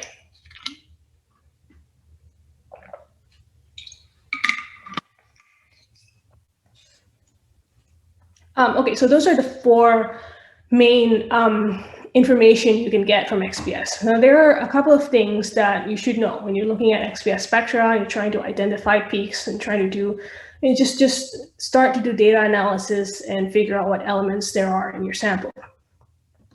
The first one is shake up and shake off. Funny names. What are these? Okay, so shake up.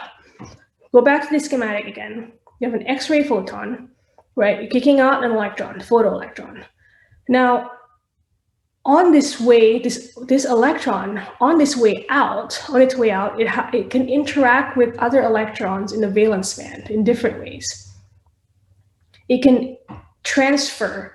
Remember, this photoelectron has a certain kinetic energy. It can transfer some of its energy to other electrons in the valence bands, and then it loses energy in the process. So one process is possible to shake up. So part of this energy of the photoelectron is then used to excite an electron from the valence band of the atom to an unoccupied state. So it goes up. It's called shake up. So like the photoelectron is shaking up an electron from valence band to unoccupied state. As a result, since this electron has imparted some of its energy here, it loses energy, loses kinetic energy. And another possibility is shake off. Excuse me. So in this case, part of the kinetic energy of the electron is also imparted on a valence electron, but in this case, that valence electron is coming off. So it's shake up, it goes up to a different level, unoccupied state. This is shake off. This electron just goes off completely. But again, this electron, your main electron, will lose energy. And what do you see then in your spectrum? So let's say you have this main peak, whatever it is, it could be a 2p peak, let's say. Let's call it 2p. It causes this shake up, and shake off process. So some of this electron will lose energy. So then you will see these various features here at the higher binding energy. Remember, losing kinetic energy means lower kinetic energy, and lower kinetic energy means higher binding energy. So then you're losing some of the kinetic energy, and you see these features in the higher binding energy side. It's called the shake up. And then the shake off is generally kind of like a broad feature that's not as defined as the shake up. In reality, you get very complicated looking spectrum. So this is an example like before, right? This is the copper 2p. Clean metallic copper, very clean, sharp looking spectra, very nice, easy to interpret. You got the copper 2p 1/2 and copper 2p 3/2. one peak here, 2-to-1 ratio, easy to interpret, simple. If you oxidize the metal, the copper metal, and you form copper oxide, CuO, this is copper 2 oxide, then you get a complicated looking spectrum. You still get the copper 2p3 halves here and the copper 2p1 half here. And this splitting, this energy splitting between the 1/2 and 3/2 is still going to be the same as the energy splitting for the metal. And the intensity is still going to be 2-to-1 between the 3/2 and the 1/2. It's going to be the same. But then you have this stuff here at the higher binding energy of each side. And, this is something to be careful of, because you can say, if you're not familiar with this concept of shake up and shake off, you're like, well, maybe that's another element, yeah, right? With the binding energy of 940, 942 eV or something like that. And there's another element with the binding energy of 963 eV. So it's possible for you to misinterpret this. So that's why you need to know the concept of shake up and shake off satellites. These are not from other elements or from different oxidation state of copper. This is just a satellite peak these are satellite peaks from the copper oxide. And these shake up, shake off satellites are commonly observed for transition metal oxides. And copper oxide is actually one of the simpler cases. Chromium is it's a whole different story. Okay, now we look at the chromium oxide. So this is multiplet splitting. This gets even more complicated. So this is observed for compounds that have an unpaired electron in the valence band. So when you ionize an atom, you have an unpaired core electron, right? You have a core hole, and you have one electron left in the orbital. You have an unpaired electron there. And that unpaired core electron can interact with the unpaired valence electron, and there are possible multiple different final states. And what this means is that you have different possible peaks for just one oxidation state of one atom. So an example here, this is chromium oxide. This is chromium 3+. This is the I believe this is 2p3/2. Yes. This is just one compound, just chromium 3+, and that's it, and just the 2p3/2. But look at how complicated the shape is, right? And you can fit this with all these different peaks. Because this is a multiplet states from the multiple possible final states that you can get because of this interaction between the unpaired core electron and the unpaired valence electron. So this is not, the different features here is not from different oxidation states, not from another element or another compound. It's just the same one. It's just multiplet states. Another example, nickel. This is nickel metal. It's a little more complicated looking than copper metal, because nickel metal has satellites. I mean, it's, as I mentioned before, satellite peaks are common for transition metal oxides. They're strong for transition metal oxides, but for other elements, even metallic elements like this, you can also see satellites. But overall, they're not so complicated. You got one satellite here, and that's it. And the nickel 2p3/2 and 1/2 peak, they're pretty clear, pretty sharp one peak. And then you have nickel 2+, it's in NiO, it's nickel 2 oxide. Then you get the multiplet splitting. You have two features here, not because there are two oxidation states of nickel, but because this is from the multiplet states. And on top of that, you have the satellite. So then, you go from something that's relatively simple looking to something that's more complicated.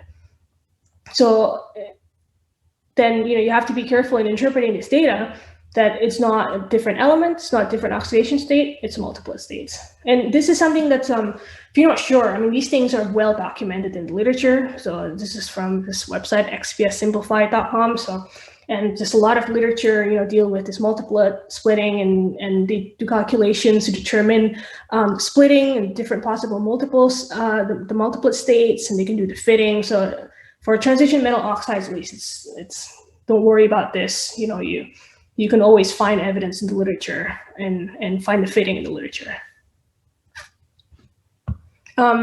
Then another possible complication, let's say, in interpreting XPS data is plasmon loss.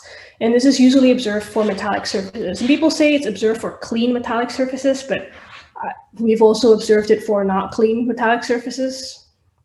But it's common for metals. And in this process, the outgoing photoelectron, it excites collective oscillations of electrons in the conduction band of the metal. And again, the photoelectron suffers some energy loss.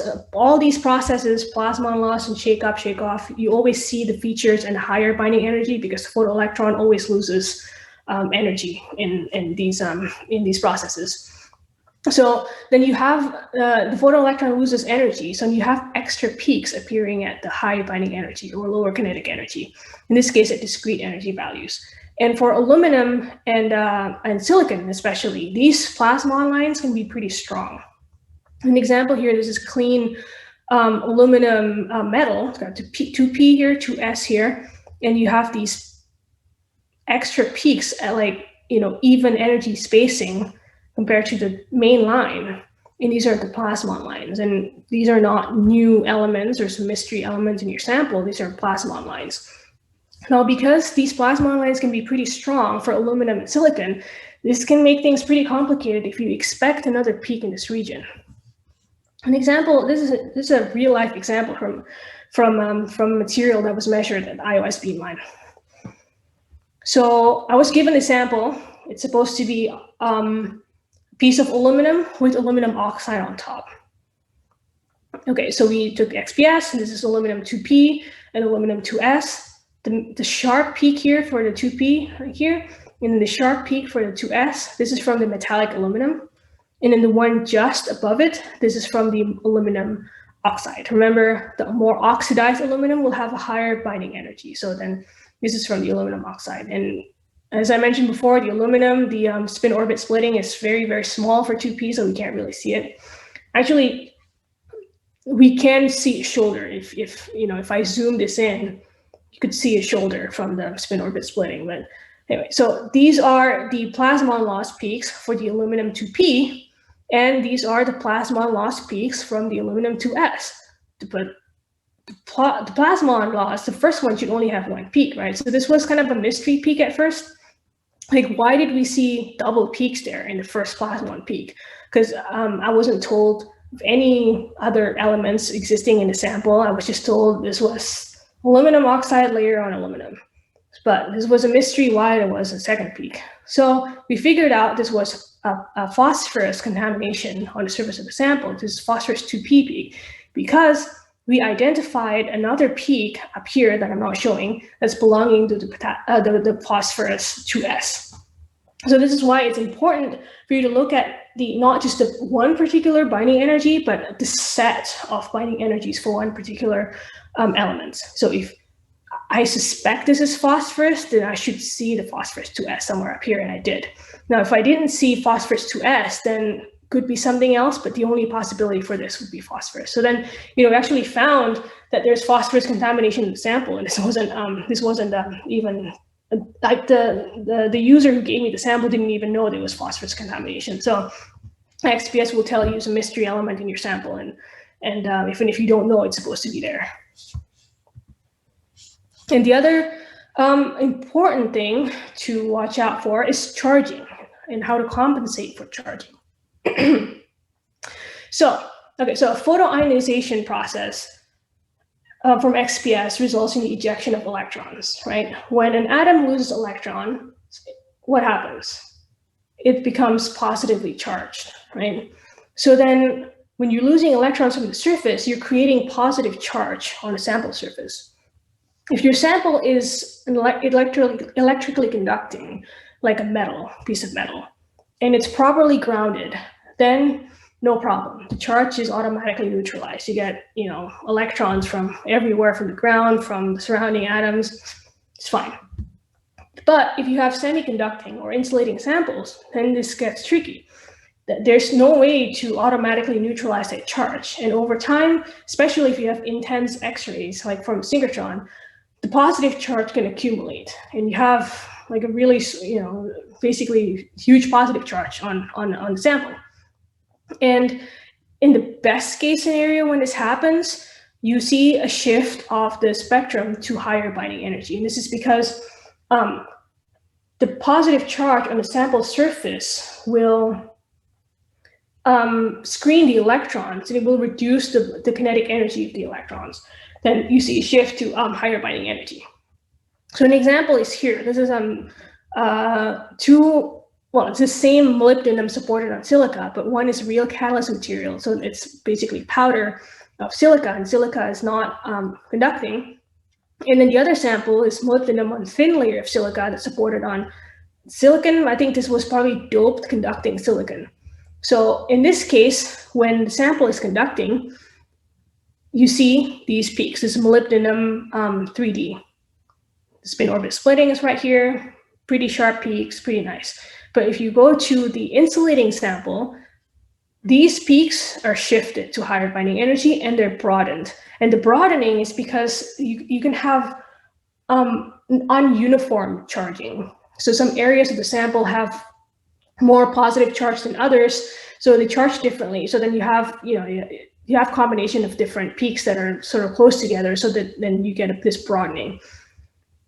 In the worst case scenario, sometimes you don't get any peaks at all. So when, especially over time, when that positive charge accumulates so much, when it's so positively, the sample surface is so positively charged, it starts sucking the electrons back into the surface. So the electrons can't go out anymore, and it can't reach your detector. And an example, this is here from iOS. In the black spectrum here, this is a sample. I don't remember what it was, but the sample had severe charging issue. You get some kind of background electron counts here, some tiny blip of a peak, and then after that the count just died. It just zero. No more electrons can get out because the sample charged so much. So how do you solve this issue? There are different ways to compensate for charge. The most common way that you can do, especially in UHV XPS, is to add electrons back into the sample. You can use something that's called Electron Flood Gun. It's an instrument, it's a device with a filament that it can accelerate electrons and shoot it into your sample. You're basically putting electrons back to neutralize this positive charge. And this is what happened when we turn on the flood gun on the same sample, the same exact sample, same spot, and suddenly you see peaks. And the presence of ambient gases will also help neutralize the charge, because if you have surrounding gases, and this becomes important, ambient pressure XPS, you ionize the gas and then you create electrons, and those electrons can then neutralize the charge on the sample. So charging, something that you have to watch out for, especially for semiconducting and insulating samples, and you have to be careful with the peak shift. Sometimes you have to have some kind of a reference material or something like that to make sure that the peak shift that you see is not real chemical shift, or is it because of charging. Okay, now we go back to this slide. We discussed about the X-ray source a little bit, detect electrons, and I went through all these different things about what to watch out for when you're detecting the electrons and what information you can get. The third part, I didn't forget about this part. I'm saving this for last. Now we need the appropriate sample environment, experimental environment. Now, as I mentioned before, electrons have a very short elastic mean free path in solids, right? The elastic mean free path for soft X-ray excited electrons between 5 to 20 angstrom. Electrons just generally electrons generally have short mean free path in general. In solids, in liquids, and gases, it collides with stuff. It collides with other atoms and it loses energy and just can't travel far. An electron with a kinetic energy of 200 eV can only travel 1 millimeter before it loses energy completely, and it can't reach the detector. Now, for comparison, atmospheric pressure is 760 torr. So even 1 torr is already pretty low compared to atmospheric pressure. So in order for the electrons to reach the detector and for us to detect it, then we need to be able to minimize the collision between the electrons and the gas molecules. And this is why XPS generally needs ultra-high vacuum environment, or UHV chamber. And the pressure here is 10 to the minus 8 to 10 to the minus 10 torrs. Very clean, very few gases flying around in the chamber. Electrons can travel as far as it needs to. Not only that, but since XPS is a surface-sensitive technique, as I mentioned before, the sample surface itself has to be clean from contamination. Because if you're detecting the surface, but then your surface is covered with stuff absorbing from the background, some contamination, then you're not really looking at your sample surface, you're looking at the contamination. So for the surface to be kept clean, the surface also generally needs to be in ultra-high vacuum environment. I mean, just for reference, if you have atmospheric pressure 760 torr, and if you have gas molecules around, right? And if you assume that every gas molecule that collides with the surface sticks to the surface, it only takes 1 nanosecond for that surface to be covered with stuff and contamination. In 1 torr of gas pressure, it takes like, I think like 1 microsecond or something for the surface to be covered with contamination. So you can't keep the surface clean enough for you to actually do your experiment. So if you have ultra high vacuum environment, then you can keep your sample clean enough in in the order of hours. So then it's good enough for you to do the experiment. So UHV is important, but this presents a particular challenge if you want to study real processes like catalysis studies or also environmental studies. And this is because in industrial processes, industrial catalysis, in chemical plants or so on and so forth, they require high pressures, atmospheric pressure above even 760 torr, let's say, or above. It's because some catalytic reactions can't proceed unless you have this high pressure. You need the high pressure. But XPS, which is a very powerful and popular technique for studying catalysis, needs surface ions, UHV, very clean, very controlled environment, right? There's a gap of this almost 12 orders of magnitude in pressure between the experiments you can do in a controlled way in the lab or in the synchrotron versus the real processes that are going on in industry. So this is kind of the equivalent of, I don't know, you're trying to study how trees grow on the surface of the moon or something like that, right? So it's a hugely different environment. So the technique that we use to bridge this gap is ambient pressure X-ray photoelectron spectroscopy, APXPS.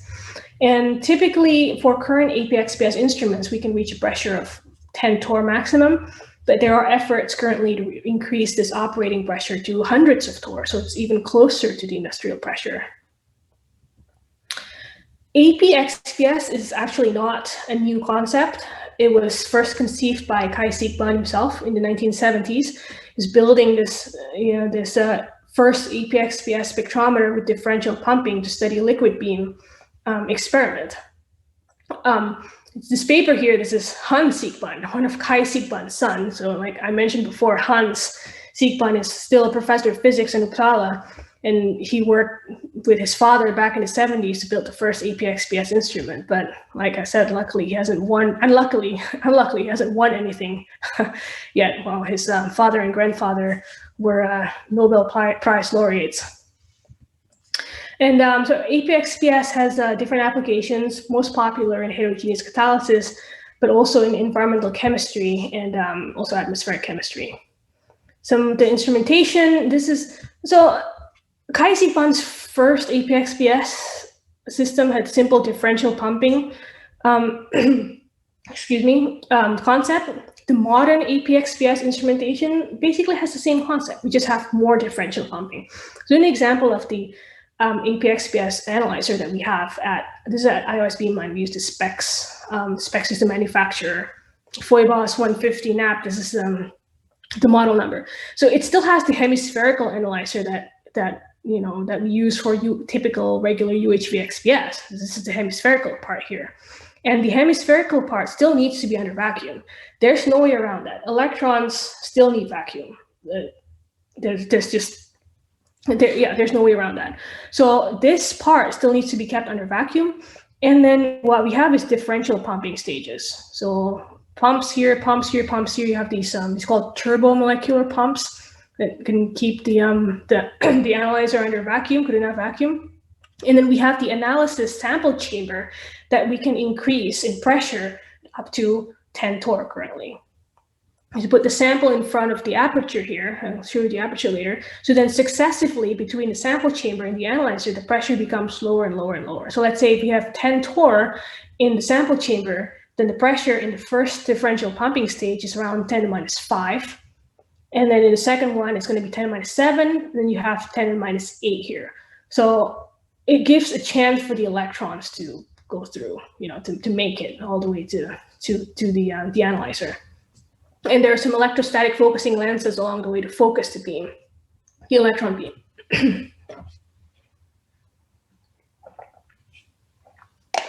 So how do we separate this sample chamber that we need to pressurize and make sure that this part here is still under good enough vacuum?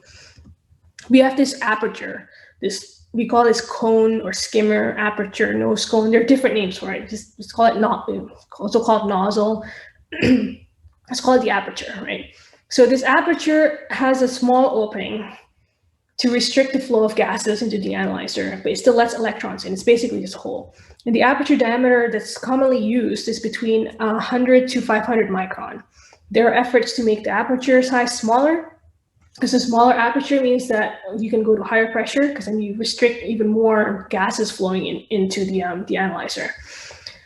And the sample still needs to be placed very, very close to the aperture, because the electrons are still coming out here in this gap between the sample surface and the aperture. There's still gas here, so you got to minimize this distance. Otherwise, the electrons collide too much with the gases, and you lose the electrons.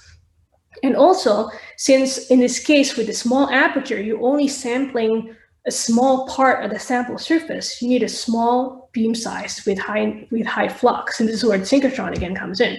If you have a big beam size, right? Let's say if the whole beam size is this disk right here, and you're generating all kinds of electrons from the sample surface, and you're only sampling a small fraction, then you're basically throwing away electrons, right? You're only sampling this small part, and you're throwing away all the electrons from the sides here. But if you have focused beam size with the same intensity or even higher intensity, then you're only generating electrons from this area. Then you're collecting 100% of the electrons. Maybe not 100%, you probably still lose electrons, but at least you're collecting more electrons. So the small beam spot size is going to be very important. The beam line itself, let's say you're doing this experiment of synchrotron.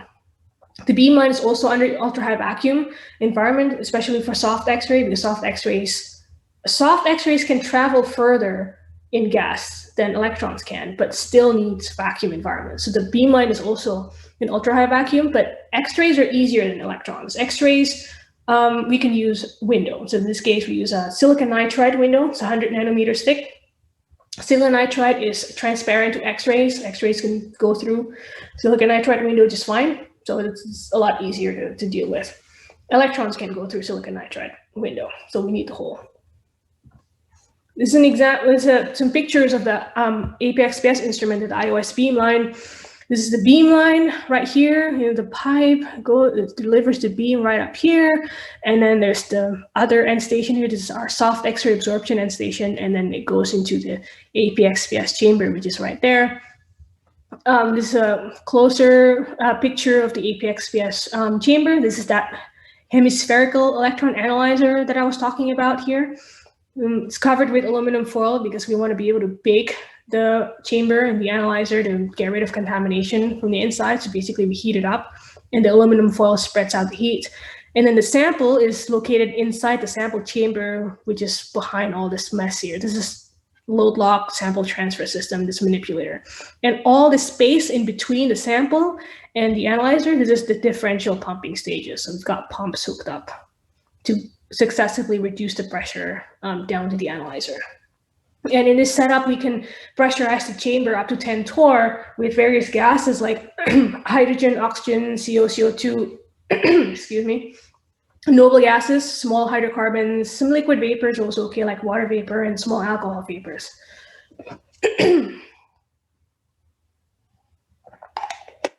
Now, we do limit the type of gases that you can use because cross-contamination in AP-XPS experiments is very real, and it's a hard problem to get rid of, because if you have somebody uses a gas that's very sticky that we can't remove, sticks to the inside walls of the chamber, it can contaminate the sample from the next user and the user after that. So some messier, kind of stickier gases, then you can't use.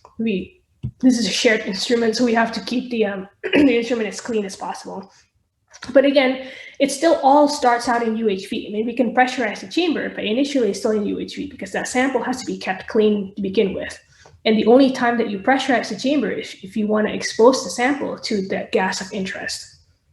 Otherwise, the sample still remains pretty clean. An example of a picture of the sample holder. This is our sample holder. The sample here is a platinum crystal. The white disc underneath it, that's a heater. And then we have thermocouple to measure the temperature.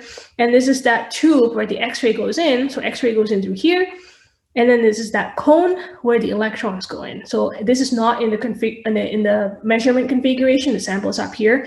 But when we're measuring XPS, we drop the sample down, this manipulator, rotate it. So now it would face the other way. It would face the cone, and it looks like this. So this is where the cone is. The X-ray comes in from that other side. It's blocked by this big thing here, and the sample is here.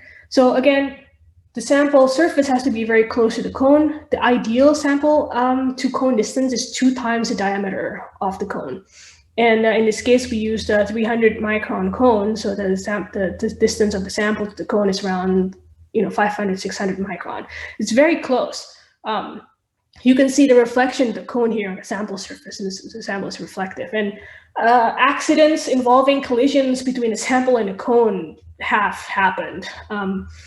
And for our case, in our cone is made of copper and it's coated with gold. So if you accidentally, crash the sample into the cone, since the copper is soft, the cone it's just squished. And when that happened, we have to vent the chamber, open it up, and change the cone. So in some other APXPS instruments, the cone is made of a more rigid material. In that case, you may like gouge a hole in your sample surface if you crash the sample into the cone. There are other possible APXPS setups. I'm not going to go through them in too much detail. There are some literature citations here that you can look at if you're interested in, but these are basically cell-based. Instead of pressurizing the whole chamber, you have an individual cell that you can pressurize just the cell and not the whole chamber. You can also do liquids with APXPS. So remember, Kai-Sik Bun's first APXPS instrument was for liquid beam, and this is the modern version of that liquid beam. It's liquid jet. You study typically we like to use APXPS to study solid gas interfaces, but you can also study liquid vapor, liquid gas interfaces with this liquid jet experiment. Graphene oxide window is a very, very new development in APXPS. As I mentioned before, electrons are hard to deal with. X-rays are easier because, as I said, silicon nitride is transparent to X-ray, so we can just use silicon nitride as a window if you use, X-ray photons. Electrons can't go through silicon nitride. However, graphene or graphene oxide is, like I said, a new development in the past, less than a decade.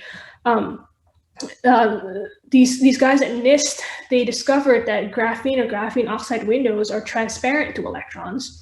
So you can make a cell with a window of graphene oxide. Electrons go out, but they're not permeable to gases. So if you have gases or liquids here, the gases or liquids stay in the cell, but the electrons still can go out.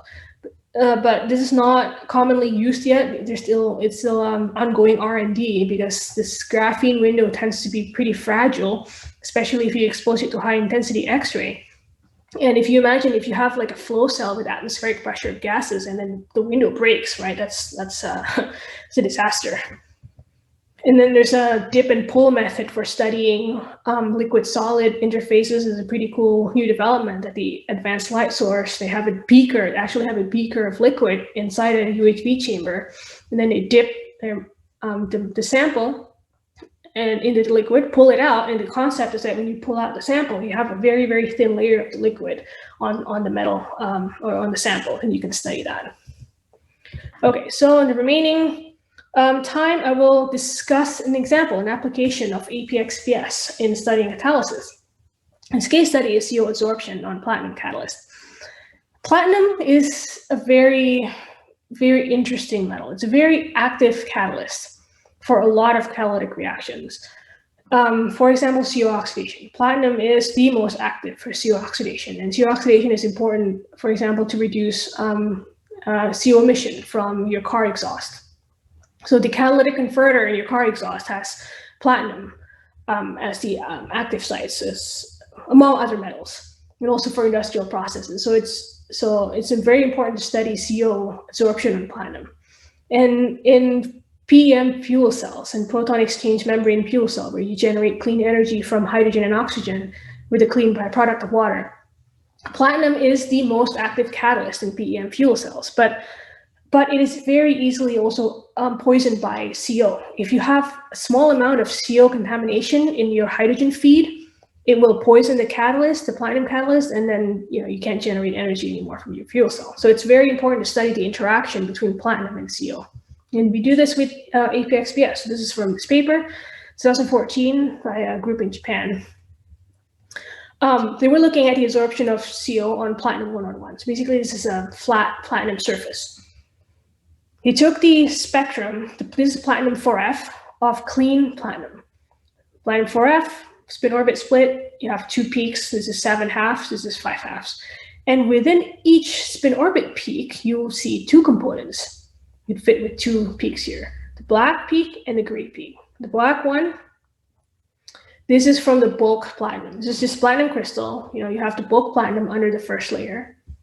And then the gray peak, this is from the top surface platinum peak. And as you can see, even when it's clean platinum, clean sample, you actually get different binding energies from the topmost layer of metal atoms, and has different binding energy from the metals below it. So then they exposed the sample to CO, low pressure of CO, still UHV condition, and the peak shape changes, right? And this is because this U peak, the surface peak, now is decreased. It's a lot lower. The bulk peak, the black one, is the same because the bulk peak is not affected by CO. If you have CO absorbed, the bulk ones are not affected by CO, but the top ones are affected by CO. And this is why the gray peak is decreased. And then you have 2 new peaks here, T and B, blue and red. So the blue one is from top absorbed CO. So this is when CO absorbs on 1 CO molecule, absorbs on 1 platinum atom. This is T, and then B is bridge CO. This is when 1 CO molecule absorbs in this between 2 platinum atoms. So it's bridging 2 platinum atoms. And these 2, again, have different binding energies. So, it doesn't just tell, XPS doesn't just tell you what the surface and the bulk platinum peaks are. It will also tell you the differences when there's, when there's the top CO absorbed or when the bridge CO absorbed. So it's very sensitive to that. And you see the corresponding peaks in the carbon 1s. There's the carbon from the CO. If you have the carbon absorbed on the top side versus the carbon on the bridge side, you have different binding energies. So it's very sensitive to this chemical environment. And the oxygen 1s also shows 2 peaks for these 2 different binding configurations. And then they increase the pressure to near ambient pressure, 50 millitorr. Now, the U peak, the surface peak, now is completely gone, and you get more of the adsorbents. So, and what this shows you is that you really need to go to near ambient pressure, 50 millitorr, in order to saturate the surface of the platinum.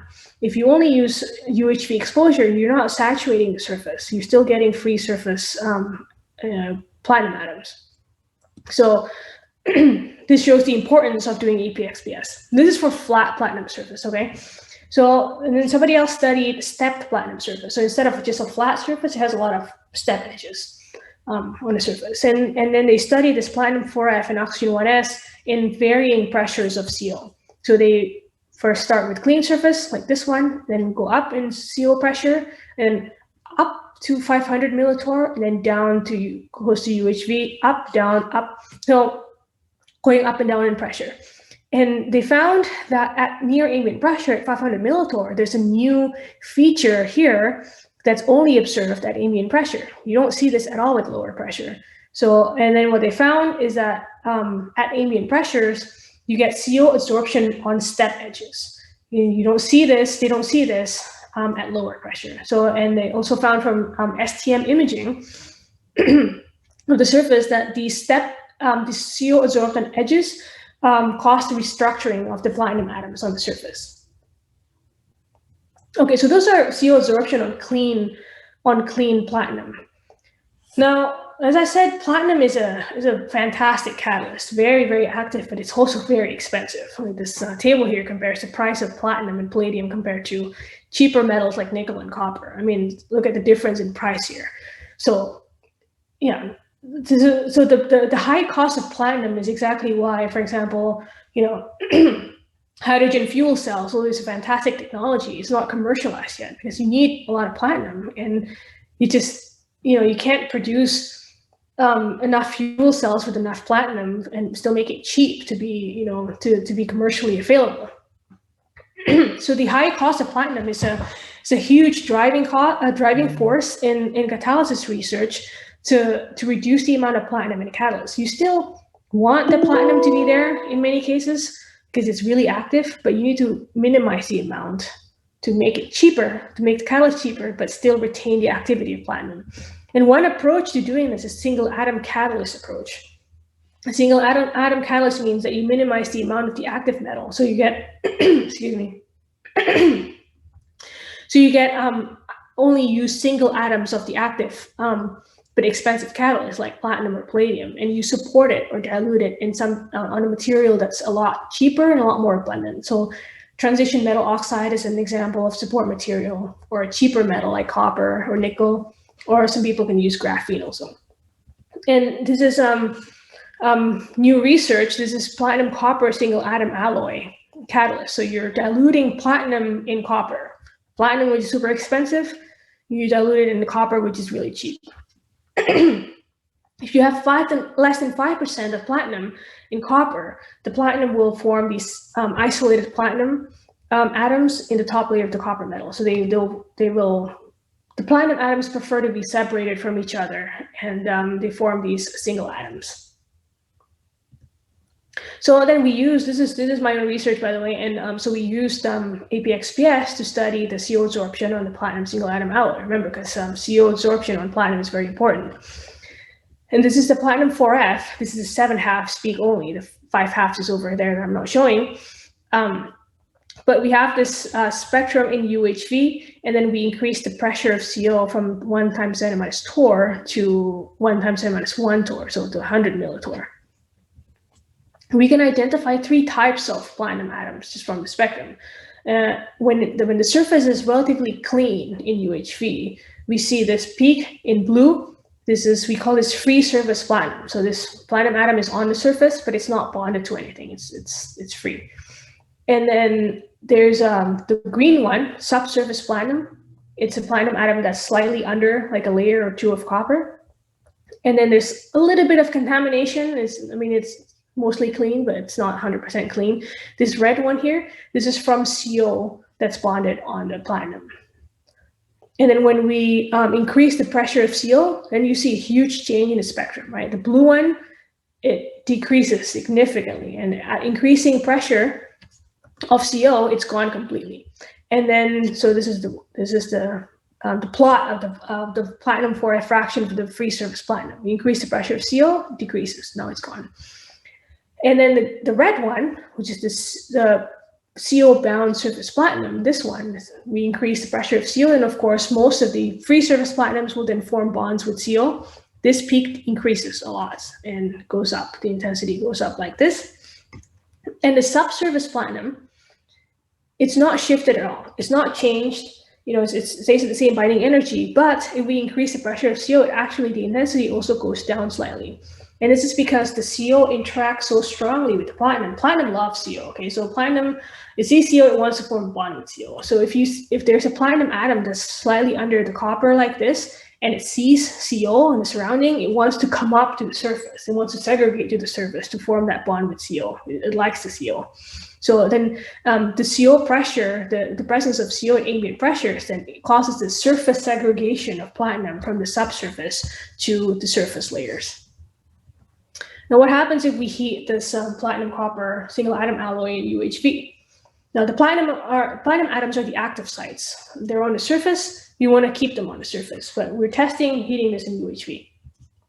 Now, UHV clean environment, we increase the temperature up to 600 Kelvin. What we see is that the surface platinum atom intensity decreases, and then at 600 K, it's we lose a lot of it. Basically, we only have like 20% left of the surface platinum atoms. And then the subsurface ones increase, right? So what happens when you're heating in UHV, the platinum atoms that are on the surface, like these platinum atoms on the surface, they go down, they diffuse into the subsurface and the bulk layers of the copper. We prefer to do that at higher temperatures. And interestingly, the total platinum atom that we observe, like the whole intensity of the peak here, the overall intensity also decreases. And this is where depth profiling comes in, right? So the solid lines here, this is from lower kinetic energy, so lower photon energy. We see about, let's say, 60% of the platinum left after we heated up the sample to 600 K. But if we use a higher photon energy for higher kinetic energy, we get this intensity here, this plot here. So we can see more of the platinum atoms with higher kinetic energy because it's more bulk sensitive. So what this means is that a lot of the platinum atoms have diffused deeper into the copper, that if you only use a lower kinetic energy, you can't see it anymore. You can still see some of it with a higher kinetic energy. So in this case, heating in UHV, the sample is not very stable. You lose the active sites. We don't like that. We want to keep the platinum on top. So what happens if we heat it in the presence of CO? Now we have CO in the chamber on the sample. So you have the CO bound surface platinum peak here in red. Remember this peak in blue, now it's gone. Now we have this peak in red. This is from the CO absorption. We heat it up the same way as before, but the surface is much more stable now. If you compare with before, we start to lose the surface platinum atoms above 400 K. 400 is still okay, and then above 400 K, it just starts to, the surface platinum atoms just goes into the subsurface. But when the presence of CO, you can look at this is more stable. Surface platinum atoms a lot more stable, up to 500 K. And the total amount of platinum is also much more stable, up to 550 K. So the presence of the CO in the ambient, in the chamber environment, it absorbs on the platinum atoms, and it prevents the diffusion, prevents the loss of this platinum atom as you heat up the sample. So the sample is much more stable in the presence of CO. And we also did an experiment in which we try to resegregate surface platinum atoms. So we start with this sample here, right? We have platinum on the surface, you have CO bonded to the platinum, and we have some subsurface platinum here. This is the spectrum. And then we heat it up in UHV. As expected, you heat up in UHV, you lose the surface platinum atoms. So a lot of the platinum now goes under the copper layers. So this green peak increases, and the blue one, which is basically the surface, should be the same intensity as the red one, it decreases. So we lose the platinum on the surface. How do we get it back? Now, we heated the sample in CO. So we introduce CO, heating it up, and then this intensity of the green one, the green peak, decreases. And then we start to see the growth of the red peak. And then we basically end up, having the same intensity as the initial one. So heated in CO, these platinum atoms that have gone deep under the copper layer because of it's unstable when you heat it in UHV. We expose it to CO and we heat it in CO. These platinum atoms then come up to the surface again. They resegregate to the surface and they come right back up. So. And with AP-XPS, we see this all going on in real time. So instead of exposing your sample to the gas and you pump it down, you measure, it's all happening in real time. So okay, another example is this is watching a catalyst in action. Again, an example in catalysis. This case is methane oxidation to methanol. This is a very important reaction to produce methanol, which is a very high value chemical. And usually this requires high temperature, 600 K. Now, a group in the BNL chemistry department recently found new catalysts that could promote this reaction to happen at lower temperature, promoted by the presence of water. So this catalyst is ceria and copper oxide, so cerium dioxide and copper oxide, and the reactants are methane, oxygen, and water. And AP-XPS was used to study how this catalyst works exactly. Like they know this catalyst works, they found that this works, they just don't know how it works. So they then, they expose the sample to water in ambient pressure, this oxygen 1s, they see the formation of hydroxyl on the surface. So the water is activated on the surface to form hydroxyl. These are the two peaks from hydroxyl. This is the oxygen from the oxide. So the sample has oxide, cerium oxide, copper oxide. These two oxides will have the same binding energy. So there's kind of like this copper oxygen lattice here, and the rest of the peak, the rest of the spectral features are from the hydroxyl. And then so they put the sample in reaction condition to see how it works in action in situ. This is what we call in situ experiment. Right. When there's only methane in the chamber, not much happens. You see the gas-phase methane. There's a little bit of overlap here with cerium 4s peak, but that's okay. But not much happens. They put methane and oxygen. This is the typical reaction condition, right? Methane and oxygen. Nothing happens. So basically, at this temperature, 450 K, you have the typical reaction mixture. Nothing happens. It doesn't work because temperature is too low. But then they mix methane and water, and something different definitely happened here. So now they did fitting. The carbon 1s, when you have multiple different carbon-containing species, then all the peaks are kind of, smushed together. They have close binding energy. So then you have to do these fittings. So they did the fitting and they identified that this peak component here, this is from activated methane. This is from CH3 species on the surface and CH species. The interesting one is this guy right here. This is from methoxy. They identified this coming from methoxy. Methoxy is basically one step closer from methanol. So once methoxy comes off the surface, it's basically methanol. So basically, they created methanol with a mixture of methane and water. And what happened? They figured out this with combination with DFT theoretical calculations is that the hydroxyl that's formed by the water, it reacts with the methane, with the activated methane to form this methoxy. And when they have the combination of methane, water, and oxygen, this is where the magic happened. And this methoxy peak becomes a lot stronger. So they created a lot of methoxy. So now this catalyst becomes very active for producing methanol from this reaction mixture. So in the presence of water. So they found that the important role of the hydroxyl species formed by water on the surface to promote this formation of methoxy. So this is cool how they pretty much can see the catalyst working in real time in situ condition. Okay, so I think I still have time to go over this one. So this is more related to environmental science. This is the last example.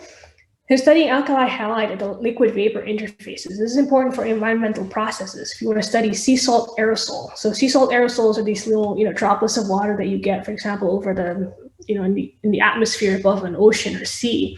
You have little droplets of water with suspended salt particles inside.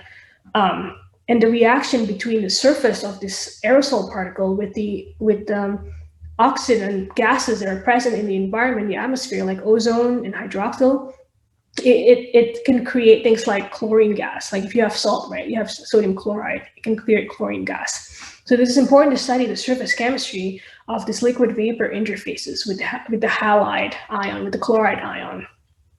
So this was a while ago, actually. This was done at the Advanced Light Source. They studied the deliquescence of alkali halide. Deliquescence, it's a long word, complicated word. What is it?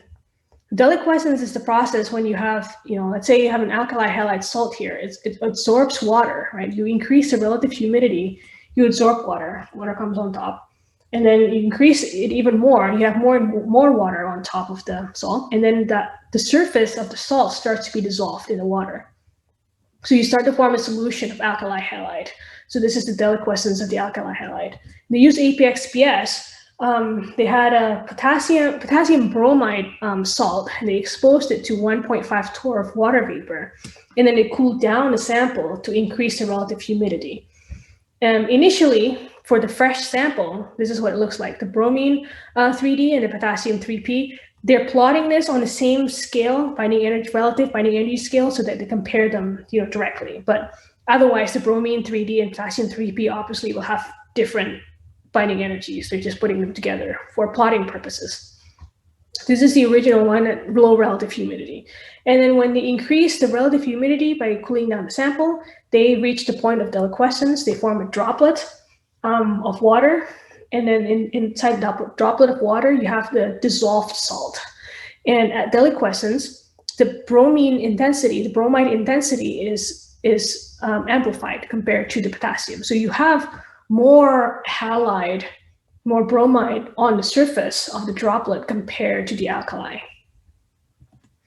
And this was confirmed when they plotted the atomic concentration on the surface. They did this for potassium bromide and potassium iodide, and obviously, you know, the halide is has a higher concentration of the anion and the cation on the surface, so it has more bromide and iodide, let's say, compared to potassium. And this effect is even more amplified when you have larger anion. So iodide, which is larger than bromide, it has an even higher concentration on the surface compared to bromide. So, you know, so this shows that when you have this salt dissolved in water, then you do get a segregation of the halide to the surface, and that halide on the surface of the droplet can then react with these environmental gases to form, you know, bromine gas or hydrogen gas or something like that. So, okay, so that's pretty much. I think I'm doing really well on time here, surprisingly. Okay, so a little summary. XPS is a very surface-sensitive technique. You know, it's for surface chemical analysis. Gives you information like elemental specificity, tells you what elements there are in your sample. Even if you don't know what's in your sample, it will tell you what's in your sample. Chemical sensitivity to chemical environment. Different chemical bonding, chemical environment, oxidation state will give you energy shifts. Depth profiling, it will tell you, you know, if you have an element that's right on top or just slightly below the surface, you can tell that in quantitative analysis. In the Synchrotron XPS, you get high flux, high resolution, energy tunability, and this is important if you want to shift OJ peaks, optimize photoionization cross-section, do depth profiling, then you need the energy tunability of Synchrotron. You watch out, I showed you the aspects that you need to watch out for when you're interpreting XPS data. Overlaps with OJ peaks, you can shift the OJ peaks away. If you have overlaps with another, you know, XPS peak that you can't shift, then you have to do some peak fitting. And watch out for satellite peaks, shake up and shake off peaks, multiplet splittings. These, you know, result in complicated looking spectrum that can be easily misinterpreted if you're not familiar with them. And also plasmon peaks and charging for non-electrically conducting samples. And I also talked about ambient pressure XPS, which is a very cool in situ XPS technique to study real processes, let's say in catalysis or environmental science. So this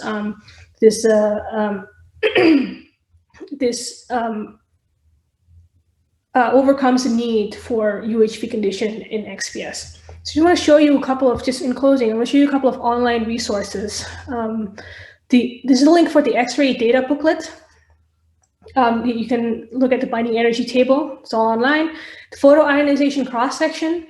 This is also a very cool link to have this periodic table that you can click, you know, each element. And when you click the element, it will give you an option of the core levels that you want to show the cross-section. So all these cross-section, you know, figures that I showed, they came from this website. And it can show you a plot of different cross-sections of the different core levels of the elements. And the NIST XPS database, this is a very, very cool one. I use this a lot myself, actually, when I can't be bothered looking at the data booklet. The data booklet in real life is like this tiny, you know, it's about iPhone-sized book that's got tiny font. And sometimes I just can't be bothered at looking at the tiny fonts in that book to look at binding energy. And I use the XPS database from NIST. I'm going to show you some slides, some screen captures in this XPS database. They have these different options. The cool one that I use a lot is identify unknown spectral lines. You click this, it will give you the option to enter, you know, binding energy that, you know, you see a peak in the spectrum, you don't know what it is, and input the binding energy with some uncertainty value. You can also enter OJ kinetic energy, then a drop down list here. So if you see an OJ peak and you're not sure what OJ it is, you look at the kinetic energy, you can enter the OJ kinetic energy here too. So I just entered a random number 350 plus minus 1, click search, and it will tell you what possible element it is, and it tells me it's calcium and all the possible calcium compounds that can have this binding energy. So they get this information from various literature, from various papers, and all these different compounds. People have measured all these compounds. Sometimes if you have a binding energy that can overlap, there can be overlap between different elements, especially if they have different oxidation states, things like that. Then it will show you, let's say, if it could be calcium or I don't know, something else like carbon or something like that, right? Or let's say potassium and carbon, because they're pretty close to each other. Then it will show you both possibilities. I mean, it can't tell you exactly what it is, but it shows you the possible elements. So it's a pretty cool one. I like this. It's maintained by NIST, which is a US government agency. And the only time that I couldn't access this was when the US federal government shut down, was that last year. So since NIST is fully operated by the Department of Commerce, actually by the federal government, when the federal government shut down, the NIST website went down, the XPS database went down, and I was like, oh no, I can't access this database anymore. That was terrible. So once the government opened back up, then I could access it again. That's cool. And then other resources, these two websites are sort of like simple guides to XPS. And then CASA XPS is a very, very popular data analysis software for XPS.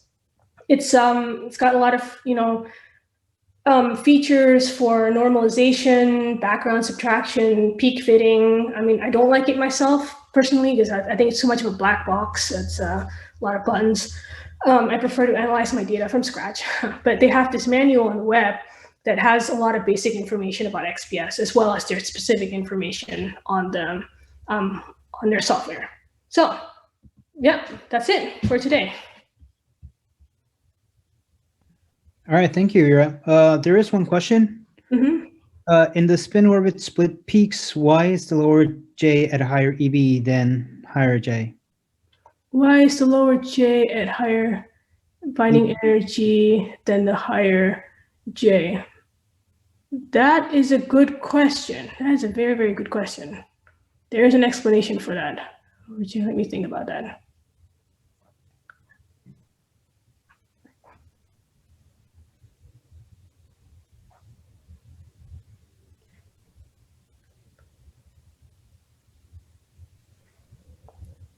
Yeah, so the lower J, let's see, okay, move my mouse. Okay, here we go. The lower J at higher binding energy than the higher J. That is a very good, yeah, I don't remember the explanation for that actually, but there is an explanation. Let's see. Let's go back to the spin orbit split slide. It's all the way back.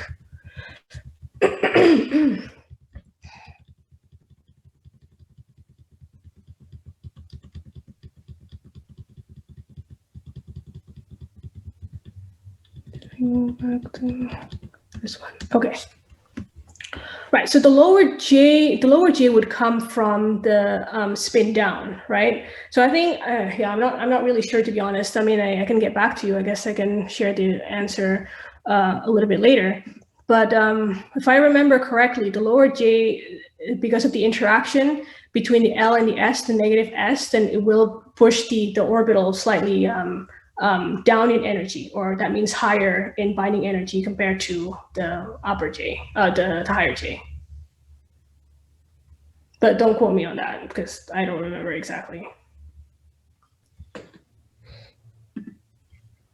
All right, so that was it. Okay, great. Right. Yeah, thank you very much. You're welcome. And so hopefully, everybody stay safe. And yeah, so. All right. Thank you. Thank you.